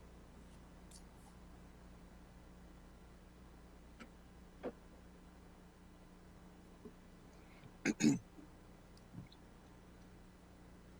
Mayor, Borough Council. There's one, we have our 2023 accomplishments, but there's one particular accomplishment that I want to make mention of, and that is there's a recruitment and retention crisis in policing. You know, people aren't lining up to do these jobs. And I have to give kudos to the borough manager, HR, Civil Service Commission, and the police department themselves. In September, we competed in the consortium with 13 other police departments. And in short order, the manager, HR, and Civil Service got our people out, got them interviewed, and ready to come on board. And that's just phenomenal, considering things the way they are right now. I've got to tell you that, you know, I kind of threw my hands up, like what to do. And the manager and Amy, you know, jumped in there and got people in and spoke to them, and we got them hired, and we got the lion's share out of the 13 police departments that competed in the consortium. We got the lion's share of the candidates, which was just incredible to get done that fast. You know, it's a bureaucracy, and they moved it. So first of all, that's a goal that I've got to say that was just absolutely outstanding. And it's not mentioned here, but the fact that they jumped on it the way they did is just, you know, I'm very thankful. The successful PLEAC accreditation process, you know, I took the time out to actually tell you, what do you get for PLEAC? What's a PLEAC? The Pennsylvania Law Enforcement Accreditation Commission. And out of there's 1,200 police departments in Pennsylvania. Out of that, there's only 160 agencies that are accredited. And when they say accredited, they do best practices for a credible framework for evaluating agency practices and procedures. They reduce risk and exposure to lawsuits, decrease some liability. Basically, it's the framework to say what are best practices in law enforcement. And that's what you get. So when we just come up and tell you, hey, we got accredited again, oh, that's great, wonderful. The idea here is that it's really tough to meet that criteria, and thus there's only 160 police departments in all of Pennsylvania that are accredited. So that's a huge deal. We also set up there the successful K-9 fundraising program. You know, both Chaos and Jackson are very appreciative. They still have jobs. The hybridization of the police fleet, you know, huge deal. Most of our cars are in fact hybrids. And the really cool thing that you won't know is that they can sneak down the street. You can't hear them at night. It's incredible. You know, all of a sudden the car's right there. You can go to the alley and you can't hear them coming. In addition to the fuel savings. We will continue our community outreach efforts, and we're doing that. In fact, on Sunday, we'll be working with the Make-A-Wish Foundation, the young kid that's got cancer, and we're going to make him an honorary police officer at the Y. And so, you know, we still have to try to bridge that gap, and that's kind of connected to the idea of recruitment and retention. You know, Carlisle was hit pretty hard with some retirements right about the same time for 2023. And so we were headed for a deficit. But the idea of reaching out to the community and letting them know we're there, not just when there's trouble, is a huge deal. So we hope to continue that accomplishment. And we did this past year in 2023. Bike and foot patrols, we're always fighting a battle. But how many cops do we have out? How can we put out on foot? How can we put them on bicycles? The cops asked if they can get electric bicycles. I said, no, ride a bike. That's what it's for. So anyway, but that's another story. But we're working on those things. Let's go to our goals. Our goals for 24, to maintain a 35% higher crime rate clearance. And a lot of these clearances are connected to people talking, people telling us, people that's telling us who did something. So it can fluctuate, it can be up, it can be down, depends on who tells us what's going on. We want to continue to fostering that positive relationship between the police and the residents through our community outreach programs. And we have several going on. Counselor Mel is volunteering to help read for someone. I'm so appreciative. We invite you, each one of you, to ride along to see what we do, see what goes on out there. Could be eye-opening. We're going to continue the first line supervision. This particular picture, if you'll see, Sergeant Brzezinski and Sergeant Von Volkenberg are graduating from the state police leadership class. It's for sergeants only. It's a 2-week course. It's relatively intense. Right now, Staff Sergeant Bucher is attending the Northwestern Institute, which is a command school for leaders. So we're trying to push that down and push it through the organization. And what we do is that we with Sergeant Bucher's level, we try to mix it up where it's, one guy goes to the FBI Academy and one guy goes to Northwestern because they're completely different ways of doing things. So we don't have a monolithic way of looking at leadership. We get different groups in. Training is the linchpin of our organization. We have to keep training. Even if it's low numbers, we still have to keep training. So we're starting to do our training program in service also monthly. We had an exercise at Dickinson where we did an active assailant training, and we had the sheriffs there, North Middleton, because if something goes wrong that way, we'll need all these folks to come.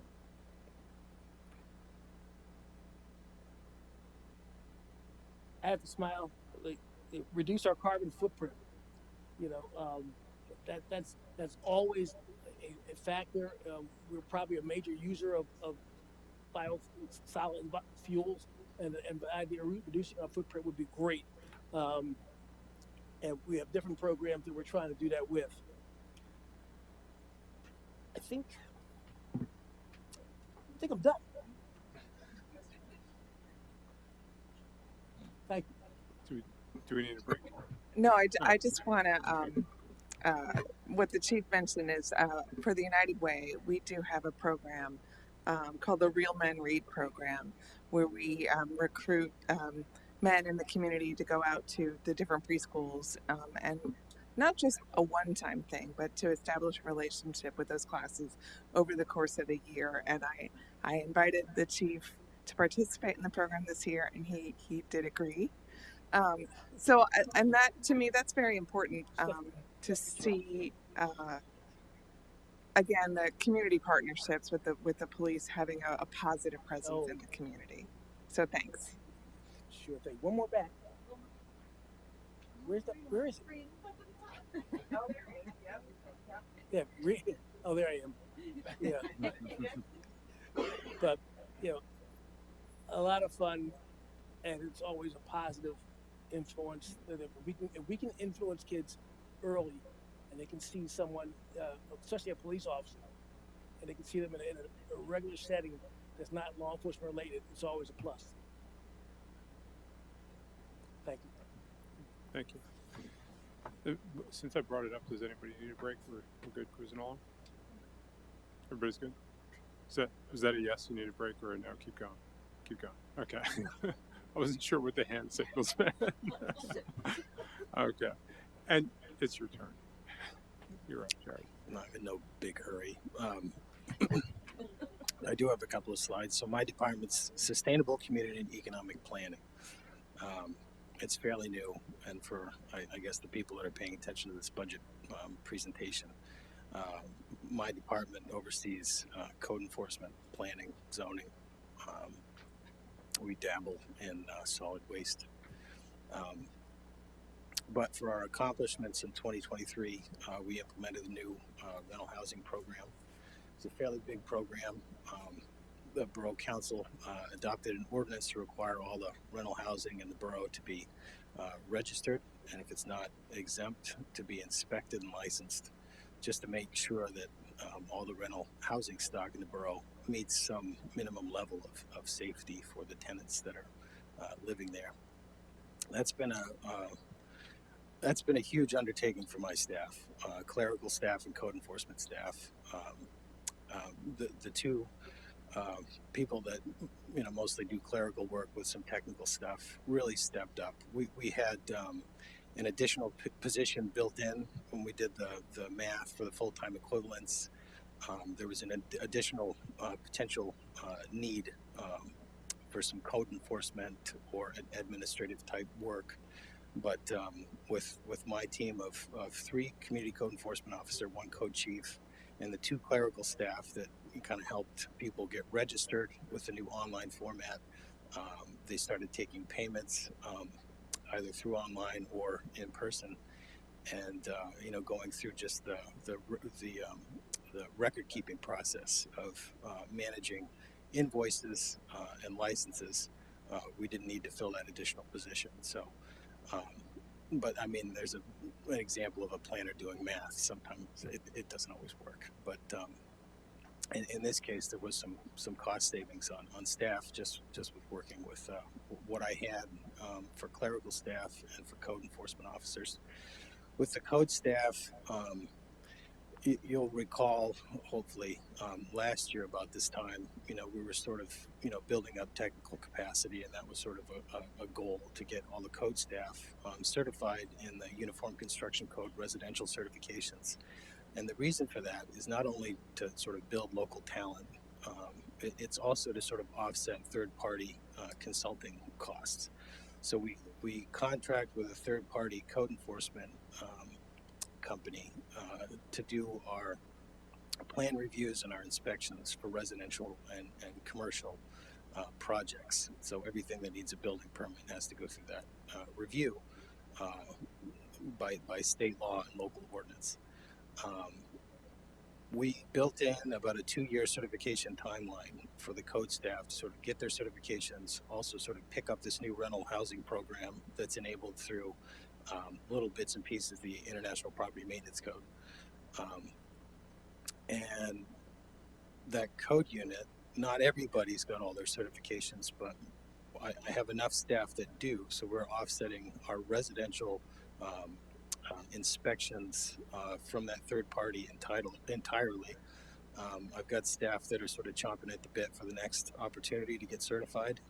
So we're going to try to maybe look at that program and just see what opportunities we can offer to them so that we continue to build staff capacity, technical capacity, and offset costs. The CLG program's been very good to the borough. Last year we pulled a small grant. It wasn't enough money to get an architectural historian to come in and do a survey. So the SHPO, this State Historic Preservation Office, offered sort of a round 2 opportunity to sort of build up that amount of money that we got last year and offer an RFP that's currently pending for anybody who's an architectural historian right now until the end of the month to get somebody to come in and survey the historic district and some other areas that are eligible for expansion from some old surveys. So that's kind of a nice accomplishment. We picked up, you can see Matt Marshall down at the bottom right in the new e-bike. We bought 3 e-bikes for the community code enforcement officers to get out in the field, offset some truck vehicle miles traveled, and try to meet some of our climate goals, as well as do sort of a more uniform approach to patrolling the borough, and not necessarily focusing on, you know, one area that routinely gets complaints, but sort of get out in the community, show the taxpayers who the code enforcement officers are without sort of driving through in a truck, and sort of increase visibility. That program's been pretty nice. We've offset, like I said, 500 truck miles with those e-bikes. Now, if they weren't fair weather riders, maybe we'd pick up some more miles. So we'll work on that. Hired a planner that's got a lot of experience in planning in Pennsylvania, in this region in particular, to help me out with current planning and zoning, and the land development program, and provide some support for some of the long range planning that we're doing. And as Mayor Schultz mentioned, the Land Use Reform Subcommittee picked up last, I think it started in December or January, so it's been about a year. We meet every couple of weeks just to look at all the land use codes, whether it's in the zoning ordinance or other places within borough code that pertain to land use activities, and sort of consider if the codes are fairly applied, if there's opportunities to sort of, you know, reform some of those codes and offer different opportunities to unlock some markets that are, you know, sort of locked up unnecessarily. And that's an ongoing project that I built out probably 6 years of activities in my initial recommendations, and you know, we're well on our way to sort of hit the benchmarks that I laid out those several months ago. We updated the floodplain management code to offer that, you know, flood insurance to people that are affected by the flood waters of the Lee Tort Spring Run and some other isolated places, and submitted a recycling performance grant to PADEP.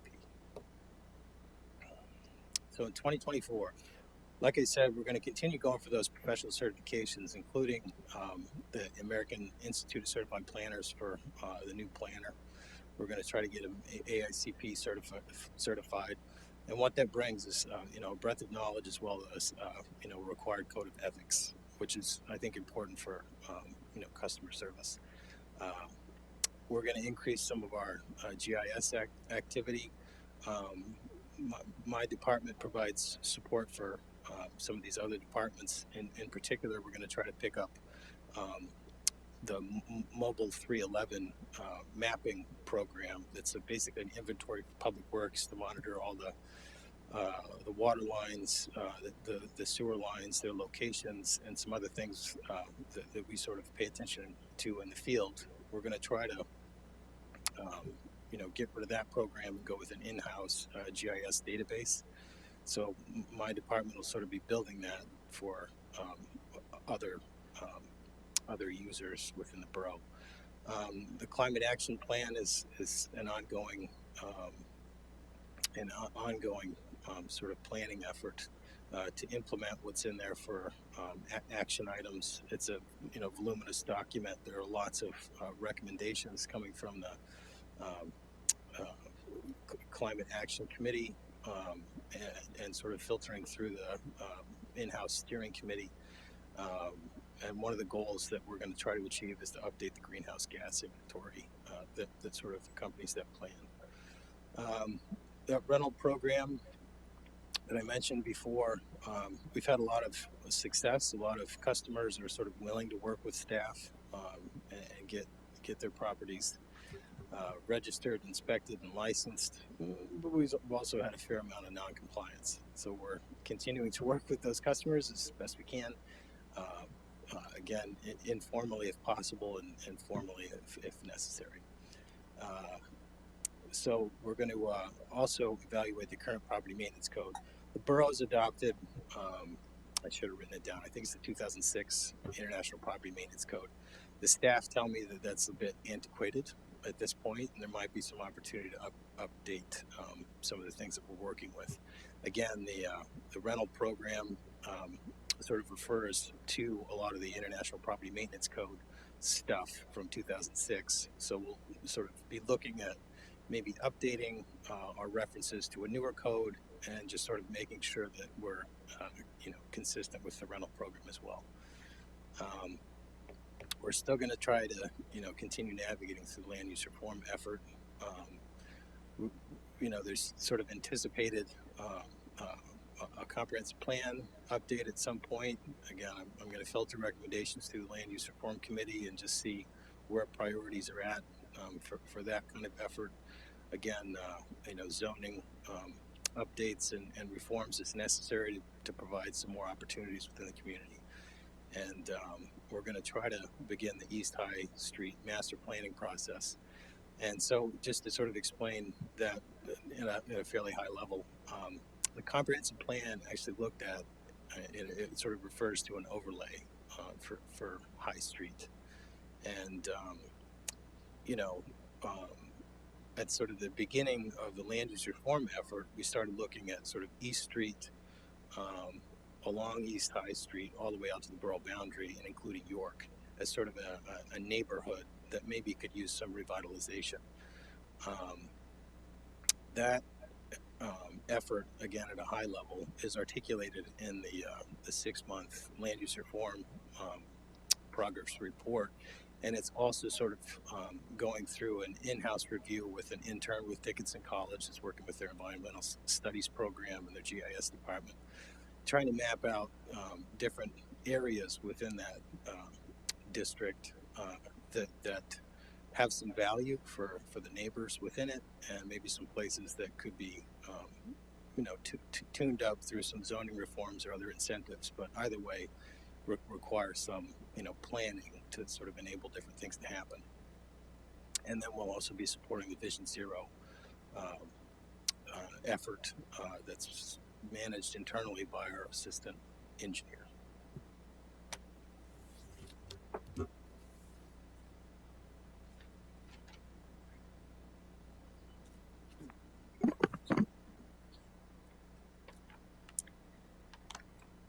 Okay, from the world of human resources and risk management, I'm just going to go over a few really brief points. In 2023, we continued our diversity, equity, and inclusion education and training program. All employees completed implicit bias training. The Borough Safety Committee will be applying for certification by the end of this year, which should provide 5% savings on workers' compensation insurance renewal for 2024. We hired more than 20 new full-time employees across the organization, and this is in line with our long-term vision that includes succession planning and preparing employees to address future changes and challenges and to ensure continuity of operations. We will increase the Human Rights Campaign Municipal Equality Index score this year. The actual official results will not be released until tomorrow, so stay tuned for an announcement on that. It's very exciting.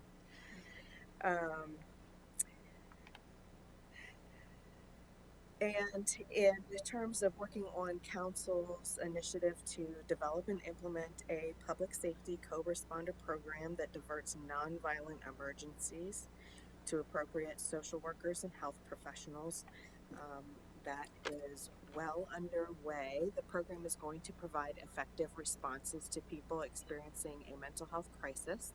It will minimize the risk of harm and stigmatization and strengthen the network of first responders.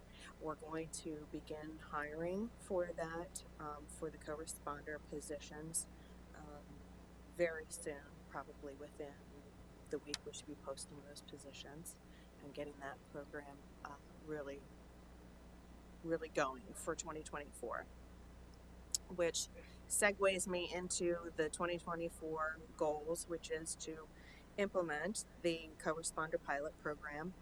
We will continue integrating diversity, equity, and inclusion programming into the borough culture. Our next training is going to be cultural awareness training. We will continue engaging and developing our employees. So right now, we have around 21% of our current non-uniform workforce is age 60 or older. We had 6 retirements so far this year, and we will continue to see retirements in the coming years. So it's increasingly important to cross-train our employees and increase their involvement in borough operations so they have the ability to confidently deal with the challenges and changes ahead, and again, with succession planning. And we also continue assessing borough operations to identify opportunities for efficiencies, opportunities for improvements, collaboration, and as Richard mentioned earlier, we always monitor open positions and address organizational needs. Thank you.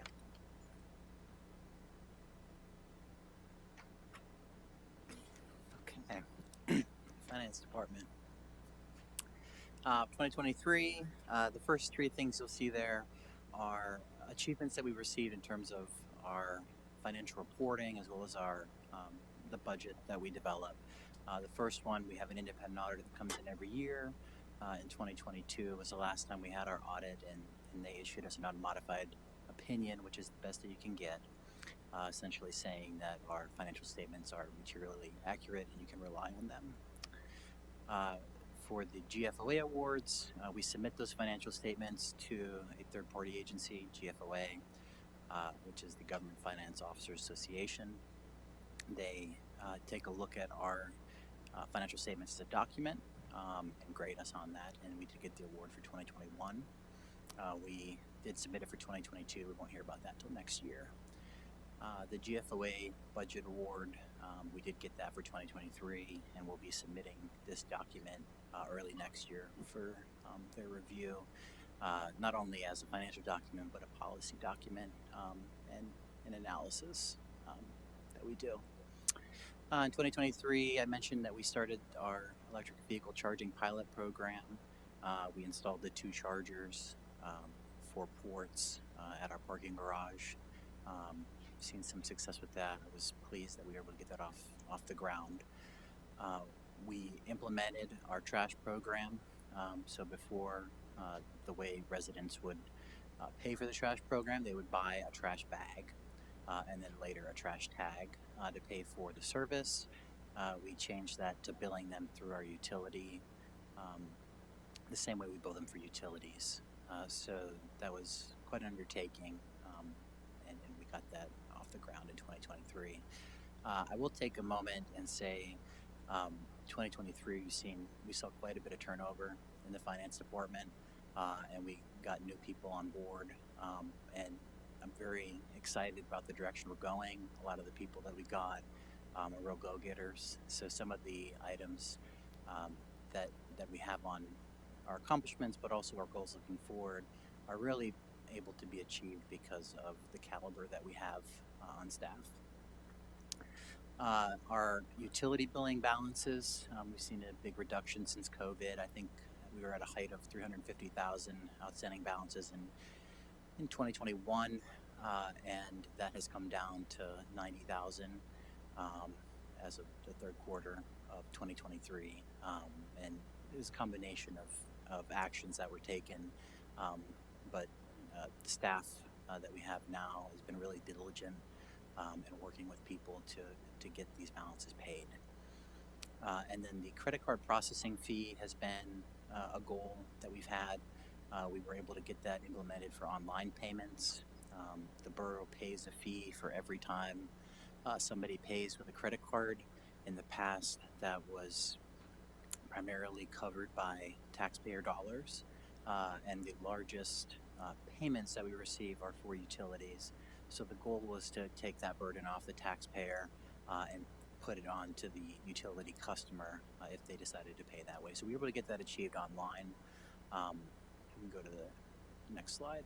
But for 2024, our goal is to roll that out further and even implement that for on-site payments, just so that we can, again, reduce the amount of tax burden that goes towards paying these credit card processing fees.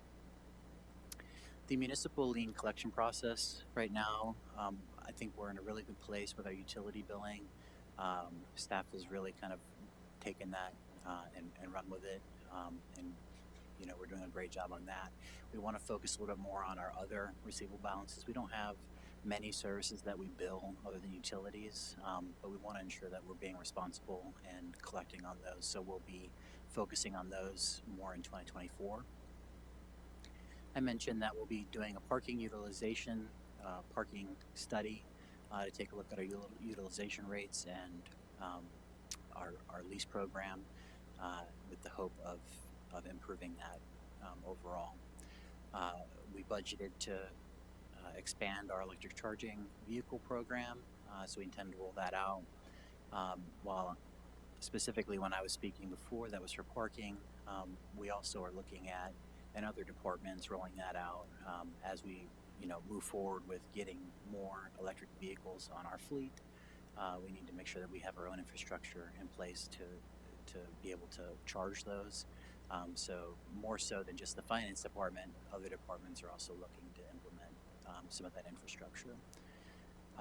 In 2024, we anticipate on issuing debt to help cover funding needs for the many capital projects we talked about tonight. The last time we issued bonds or debt was in 2021, so we do expect to issue that in 2024. And when we issue that, we look at a 2-year need to determine how much we're going to be issuing. So then when we go out and meet with the rating agencies, our hope is that when they evaluate our financial statements and the borough as a whole, demographically, that we'll get a strong financial rating. And then the last bullet point is to continue to get those awards from GFOA. Okay, and now the next several slides, Stephanie took the liberty of once again just capturing the strategic plans, objectives, and a few of you've already heard some of the strategies that are built into the 2024 budget. So you can just page through those quickly, Stephanie, and then we'll get to public comment.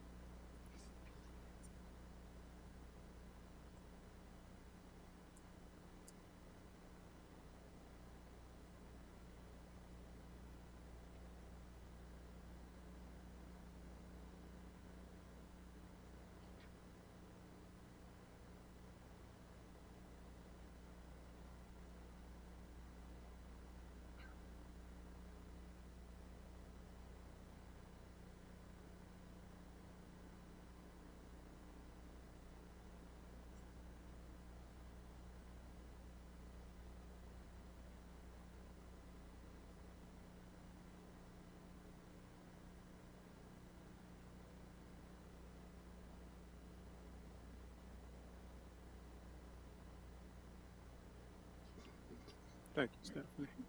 We should put some music to that. I'm all for it. Anytime we can add music to our meetings, I'm happy. Before we get to public comment, I do want to go back to something Mr. Evans mentioned earlier today about, I think really what was implied is that people are struggling out there in the borough, and we recognize that. And that's why when we do pass a tax increase, the rare time that we do, it's really as a last resort. So I was looking at some statistics. Since we're using 2010 as our time frame, since 2010 our population has increased about 9%. We know inflation has increased about 40% during that time period. Median household income has increased only 21%, roughly 21%. I only have 2022 stats on that, but somewhere around 21, probably 25%. So less than inflation. So people are having to do more with less comparative to the cost of living. And our tax increases have been even less than what that increase in household income has been over that time period. But that's still, understanding that a large swath of our residents are struggling to get by day to day. We certainly recognize that. So do you have another opportunity for public comment? Since you're the only one here, I don't imagine any of your friends here are going to. Yeah, Jim. No, we. Thanks for sticking it out. Yeah.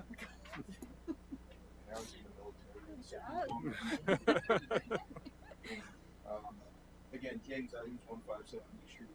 I know I come here, I'm always a thorn in people's sides. I work with feathers, that's just me. I do appreciate what folks think it's a difficult job, regardless of sometimes I may not come across that way. I appreciate about the taxes. That's one of the things when I walk the street, I talk to people. People are struggling. There's a lot of things I'll say for other borough meetings. I can write a point paper or something you guys can take a look at it and shoot the holes through it. But the reason I brought up the sunset law, and I know you explained, the millage, how the county and everything goes. But I think the reason that I bring up the sunset laws is it forces everybody to redebate why we're doing what we're doing, so people, the transparency bit for the taxpayer. And sometimes you have to give a bad message to the taxpayer, like, we're going to cut this service, or we're going to have to raise rates. And I understand that a lot of times taxes weren't raised over the years, but people right now, it's what's in front of them, on the struggle. So I'm glad that, I'm happy that, that you put that out there, that you recognize that people are struggling. So that's the only reason I mentioned sunset laws. And it's not just tax related, it's for everything. It's because we have so many laws, ordinances, things on the books that are 400 years old that are irrelevant. Well, maybe not 400 years old, but you know what I'm getting at. So that's why I'm adamant about the sunset law. It forces us to be accountable to the taxpayer, the folks to the taxpayer.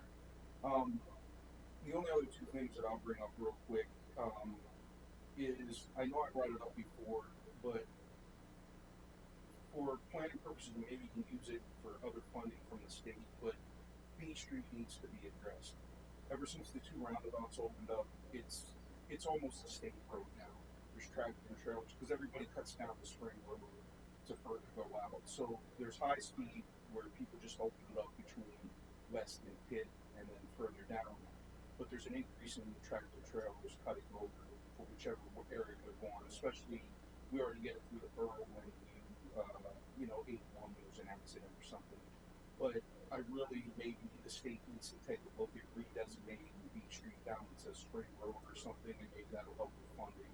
But I know there is a huge ton of traffic and then a lot of speeding anyhow here. I know I've already addressed that with you guys, but it's almost become like an alternative state route, like an extension 74 down to 34.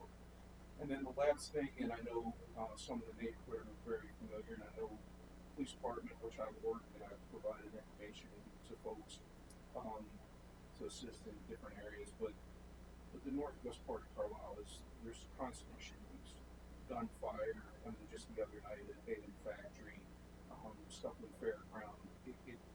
There needs to be a frank discussion panel, whatever it is, to discuss the crime and drugs that are floating around. I know people are working very diligently to try to stop that, but it's like something will go quiet for a week, and I hear that from residents, and you're constantly hearing sirens. Just on A Street, people brandishing firearms because I walked by somebody, the police were down there talking to somebody, so we really need to address it, and as long as we have this poverty and people struggling, it's probably going to make the situation worse. So it's not to lambast anybody, it's just I'm talking to people, and that's what's on their minds. So I know this is more tax meeting, but with all that, I wanted to bring it up, and I appreciate you guys' time. And I'm willing to work with anybody on anything. I got ideas. I've seen a lot of things around the world with some of the projects you're implementing. I can bring different ideas if it helps, but I'm willing to work with anybody on anything. Just let me know where you want to hear me, or you say just stay away. That'll help us out. But thank you for the time. Well, let me just say, you have some self-depreciating humor, but I see you as a community advocate, and you care about your neighborhood, and we respect that deeply because you bring thoughtful comments, and even if we don't see eye to eye on every single one, but I understand where you're coming from, and I live in your neighborhood, and I see the same things, and I think that having an ongoing conversation is crucial. So please keep coming back, sitting in our 2-hour-long budget meetings on a Monday. Thank you. But and also, I'm still on the employee relations. So we have committees and commissions that also have opportunities. So we can chat with you, about projects, but also if you have a more focused interest, we could connect on some other opportunities. But I really do appreciate it. Thanks for always yeah. with me. It's not a putting up. Thank you. There's always a little bit. I know I can get rough around the edges. Thank you, guys. Thank you, Jim. If you're rough around the edges, I mean, you haven't been around these meetings long enough. You're not rough around the edges. We've had rough around the edges. Yeah, we appreciate reasonable people coming in and providing comment. So, next up is we have a number of items that the finance chairs, Council Cramsey, will need to walk us through. I guess before we do that, is there any comment from council, any changes you wish to see in the budget? Just so you don't start making motions that. Okay, let's move ahead then. Thank you very much, Mr. Mayor. So, just a refresher for council, we'll have a few action items tonight. There'll be just to be clear, if anyone's listening, we're not voting on the budget tonight. We're voting for procedural steps to display the budget and open up to public comment. Those votes in that public comment period will take place at our December meeting. So first, I'll make a motion that Borough Council may approve the 2024 proposed budget for public display and public comment purposes. Council Cramsey makes a motion to approve the 2024 budget for display and comment. Is there a second? Second. Second by Councilor Stubbe. Any discussion? I'll call the question. All those in favor, please signify by saying aye. Aye. Those opposed say nay. Motion passes. Thank you very much, Mr. Mayor. And then, as I mentioned, I'll make a motion that Borough Council may schedule a public hearing for December 14th, 2023 at 6:45 p.m. for the purpose of receiving public comment regarding the fiscal year 2024 proposed budget. Council Cramsey makes a motion to schedule the public hearing on the budget for December 14th, 2023 at 6:45 p.m. Is there a second? Second. Second by Councilor Stubbe. Any discussion? Mr. Mayor, for clarity purposes, while we can schedule it for 6:45 p.m., we also have another public hearing scheduled at 6:45 p.m. for the zoning issue. So,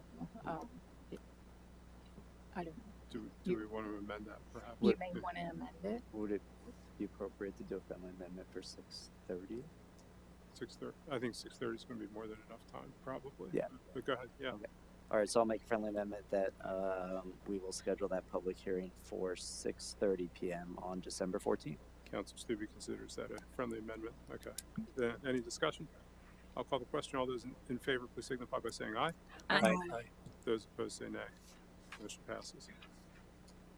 Thank you very much, Mr. Mayor. My next item, again, is for drafting and advertising. Would you like me to do that? I wanted to hear you read every single one of separately? these. Well, no, I will read all of them. Should we vote on each one individually, or is it okay if we do it as a chunk? Are there any council members who will want to vote differently on any single one of these? I'm seeing it. Do them all at once. Okay. All right. I will make a motion that Borough Council may authorize the drafting and advertising of the following ordinances. Tax and fire ordinance, an ordinance levying a tax for general borough purposes for calendar year 2024 and succeeding years until altered by Borough Council at the rate of 3.058 mils on each dollar of assessed valuation of real estate. Furthermore, increasing the fire service appropriations tax to 0.752 mils on each dollar of assessed valuation for year 2024 and succeeding years until altered by Borough Council.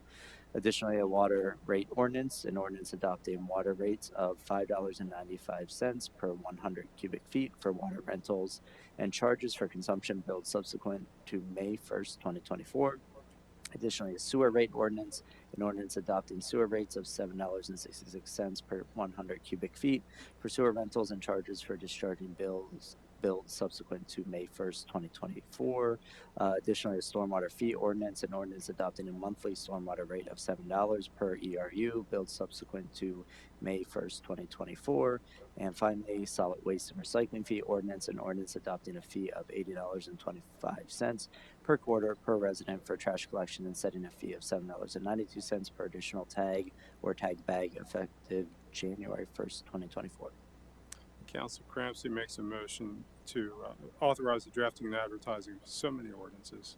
The tax and fire ordinance, the water rate ordinance, sewer rate ordinance, stormwater fee ordinance, the solid waste and recycling fees ordinance. Is there a second? Second. Second by Councilor Stubbe. Any discussion? Can you read those again? Do you want me to? I'll speed read them for you if you want. And I'll call the question. All those in favor, please signify by saying aye. Aye. Those opposed say nay. Motion passes. Any final thoughts? Just one thing, thank you, Mr. Mayor. First of all, Susan, you have an amazing staff, and that was just a great overview of our past year and looking forward, not just the next year, but the next several years. Look forward to working with you. I just want to mention, we kind of, how do we do so much here in the borough with our tax rates not meeting up with inflation? Part of the answer to that is the professionalism of the people sitting right here. I tell my students, policy is not self-executing. Federal and state governments have lots of programs that they want to help local governments, and many times those monies don't get used. It takes a set of professionals who are really looking at opportunities, doing due diligence, sometimes working till midnight to hit deadlines, to help Carlisle do the things that we do that isn't keeping up with inflation, and doing more with less. So every one of the members sitting over there brings to this community way more than we pay to them, and I appreciate that. That's all. Thank you. Anything else? No, I'll thank the borough manager specifically for that 39-page budget message that was crafted under, I know, difficult personal circumstances that I then lifted from when I gave my introduction earlier. So thank you. Thank you for all your work, and thank you all. This meeting is adjourned.